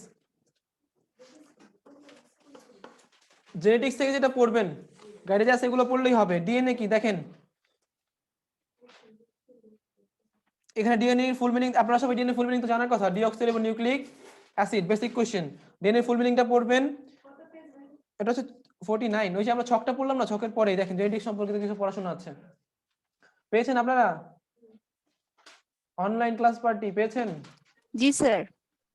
দেখেন ডিএনএ, দেখেন ডিএনএ মধ্যে 4 ধরনের ক্ষারক থাকে, অ্যাডিনিন, গুয়ানিন, সাইটোসিন, থাইমিন। দাগান। ডিএনএ টেস্টের প্রয়োজনীয়তা, সন্তানের পিতৃত্ব মাতৃত্ব নির্ণয় বিরোধ সৃষ্টি হলে কেউ যদি অন্য সন্তানকে তার নিজে, এটা দাগান, এটা পড়ে ফেলবেন। ডিএনএ টেস্ট আমরা কি কি কাজে করতে পারি? জীব প্রযুক্তি বা জেনেটিক ইঞ্জিনিয়ারিং। আচ্ছা আমি একটা কথা বলি, আপনারা এই জেনেটিক সম্পর্কিত আসলে এইটুকু পড়া দিয়ে কিচ্ছু হবে না। একজনের দায়িত্ব নিতে হবে যারা অনলাইন অফলাইন ক্লাস করছেন। আপনারা যেটা করবেন, এই বইটা থেকে সবগুলো দাগাবেন। এখানে বোঝানোর মতো কিছু নাই, বোঝানো যদি কোনোটা আটকে যান আমাকে গ্রুপে জিজ্ঞেস করলেই হবে, আমি সমাধান করে দিব। আপনারা যেটা করবেন সেটা হচ্ছে গিয়ে এই যে জীব প্রযুক্তির যে বইটা এখানে আছে, আপনারা এই বইটার ছবি তুলবেন, সব দাগানো আছে এখানে, ঠিক আছে? সব দাগিয়ে স্যার দাগানো কোন আছে। বইটা?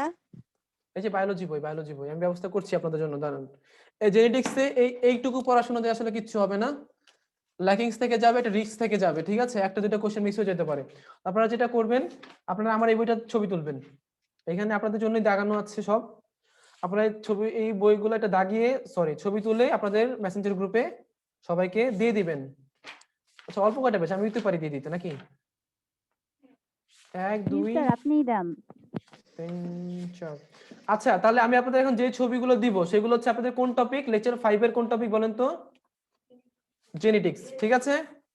আমি ক্লাস শেষ করে দিয়ে দিচ্ছি, ঠিক আছে?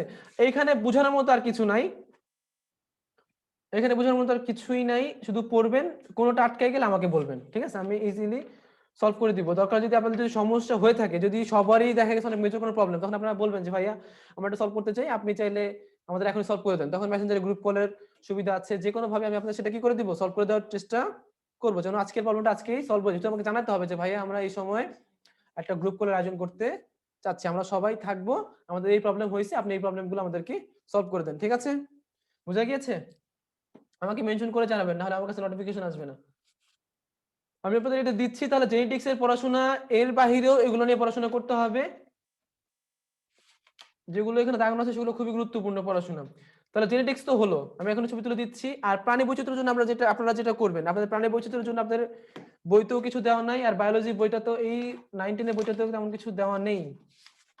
আছে হচ্ছে ক্লাস 8 এর বইতে থাকতে পারে, আপনারা ক্লাস 8 এর পিডিএফ বইটা ডাউনলোড করে দেন হচ্ছে ওটার মধ্যে দেখবেন, ঠিক আছে?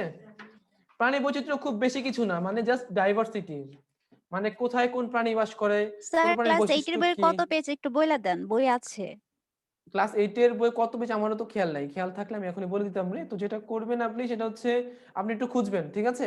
শেষের দিকে চ্যাপ্টারে থাকতে পারে, শেষের দিককার চ্যাপ্টার গুলোতে থাকতে পারে, বা আপনি প্রথম সূচিপত্র পড়লেই বুঝবেন যেটার মধ্যে কি আছে না আছে, না পেলে আমাকে বলবেন, ঠিক আছে? বোঝা গেছে আমার কথা? তো হচ্ছে এই হচ্ছে, দেখি কতটুকু নোট হয়েছে, দেখি খাতাটা দেন আপনার।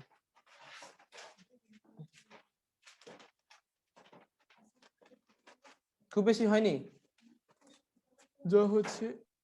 স্যার প্রাণী জগতের শ্রেণীবিন্যাস তো প্রথম অধ্যায়ে আছে এটার বইতে। হ্যাঁ শ্রেণীবিন্যাস আছে, দেখেন তো প্রাণী বৈচিত্র্য, জীব বৈচিত্র্য বা বায়োডাইভার্সিটি নিয়ে কিছু আছে কিনা? না স্যার সেরকম নিয়ে কিছু নাই। আচ্ছা আমি এটার ব্যবস্থা করবো, দাঁড়ান দেখি আমি আপনাদের একটা ছবি দিই। আপনাদের ক্লাস মোটামুটি শেষ, ঠিক আছে? আপনাদের আজকে লেকচার 5 এ যে টপিকগুলো ছিল সেই টপিকগুলো সবই পড়ানো হয়েছে, এবং জেনেটিক্সের যেটা আমি এখন ছবি তুলে দিয়ে দিচ্ছি।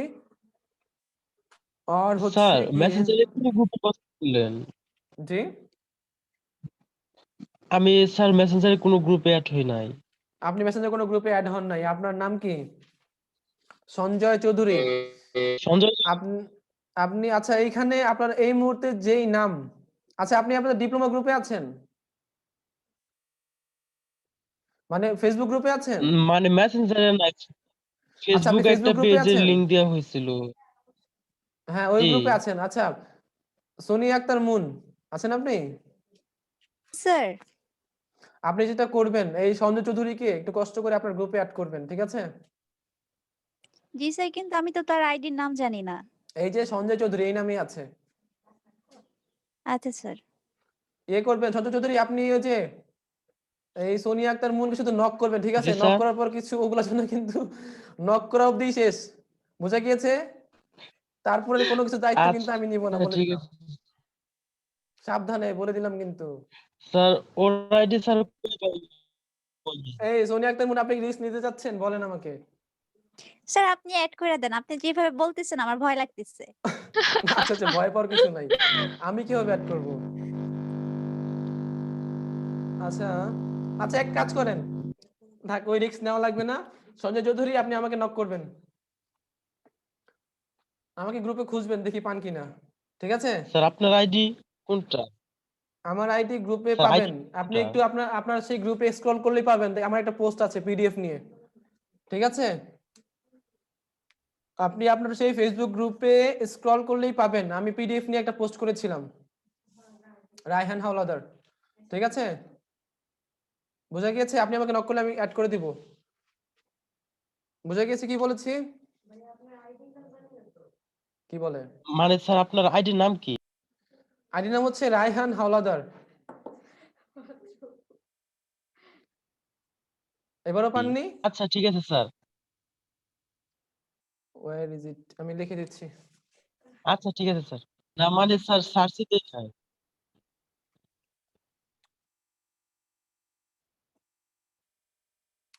কি হইলো?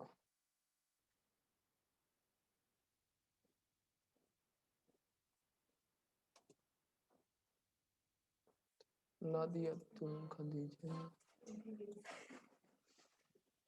কি পেয়েছেন?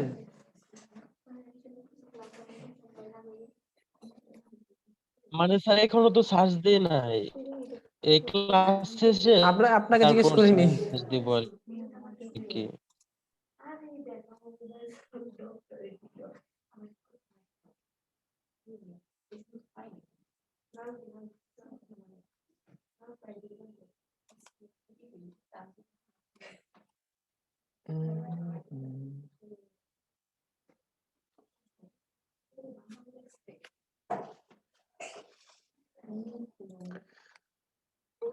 আচ্ছা, আমি ওই যে আপনি গ্রুপে ইয়ে করলেই পেয়ে যাবেন আমাকে, সমস্যা, আপনি গ্রুপে একটু স্ক্রল করবেন কাইন্ডলি, ওখানে আমাকে পেয়ে যাবেন। ঠিক আছে?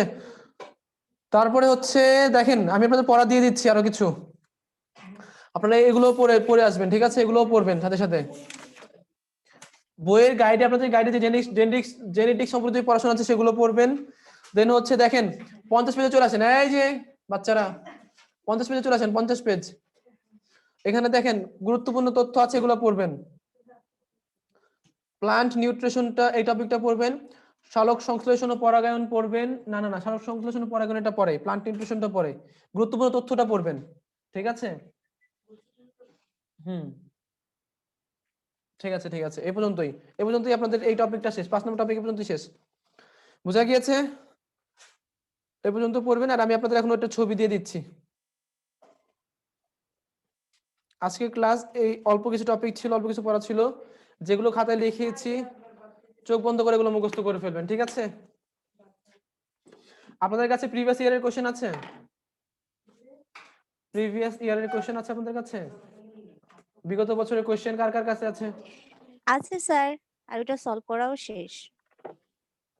Good, very good. কে পড়িয়েছে? স্যার এটা আমি নার্সিং এ অ্যাডমিশন হওয়ার আগে কোশ্চেনটা দেখছিলাম। কোশ্চেন কেমন হয়েছে বলেন? স্যার ওই কোশ্চেন তো অনেকটা ইজি লাগছে, কিন্তু এখন তো বোঝা যাইতেছে না যে আমাদের কোশ্চেন কি রকম হবে। আপনাদের কোশ্চেন এমন ইজি হবে, এমন বেসিক কোশ্চেনই হবে। ঠিক আছে? জি স্যার। মানে কোশ্চেন এত ইজি হবে যে ম্যাক্সিমাম পোলাপান ওগুলো ফেলে রেখে আসছে, এমন এমন এক্সাম হবে। জি স্যার। আমাদের বেলায় সেটাই হয়েছে।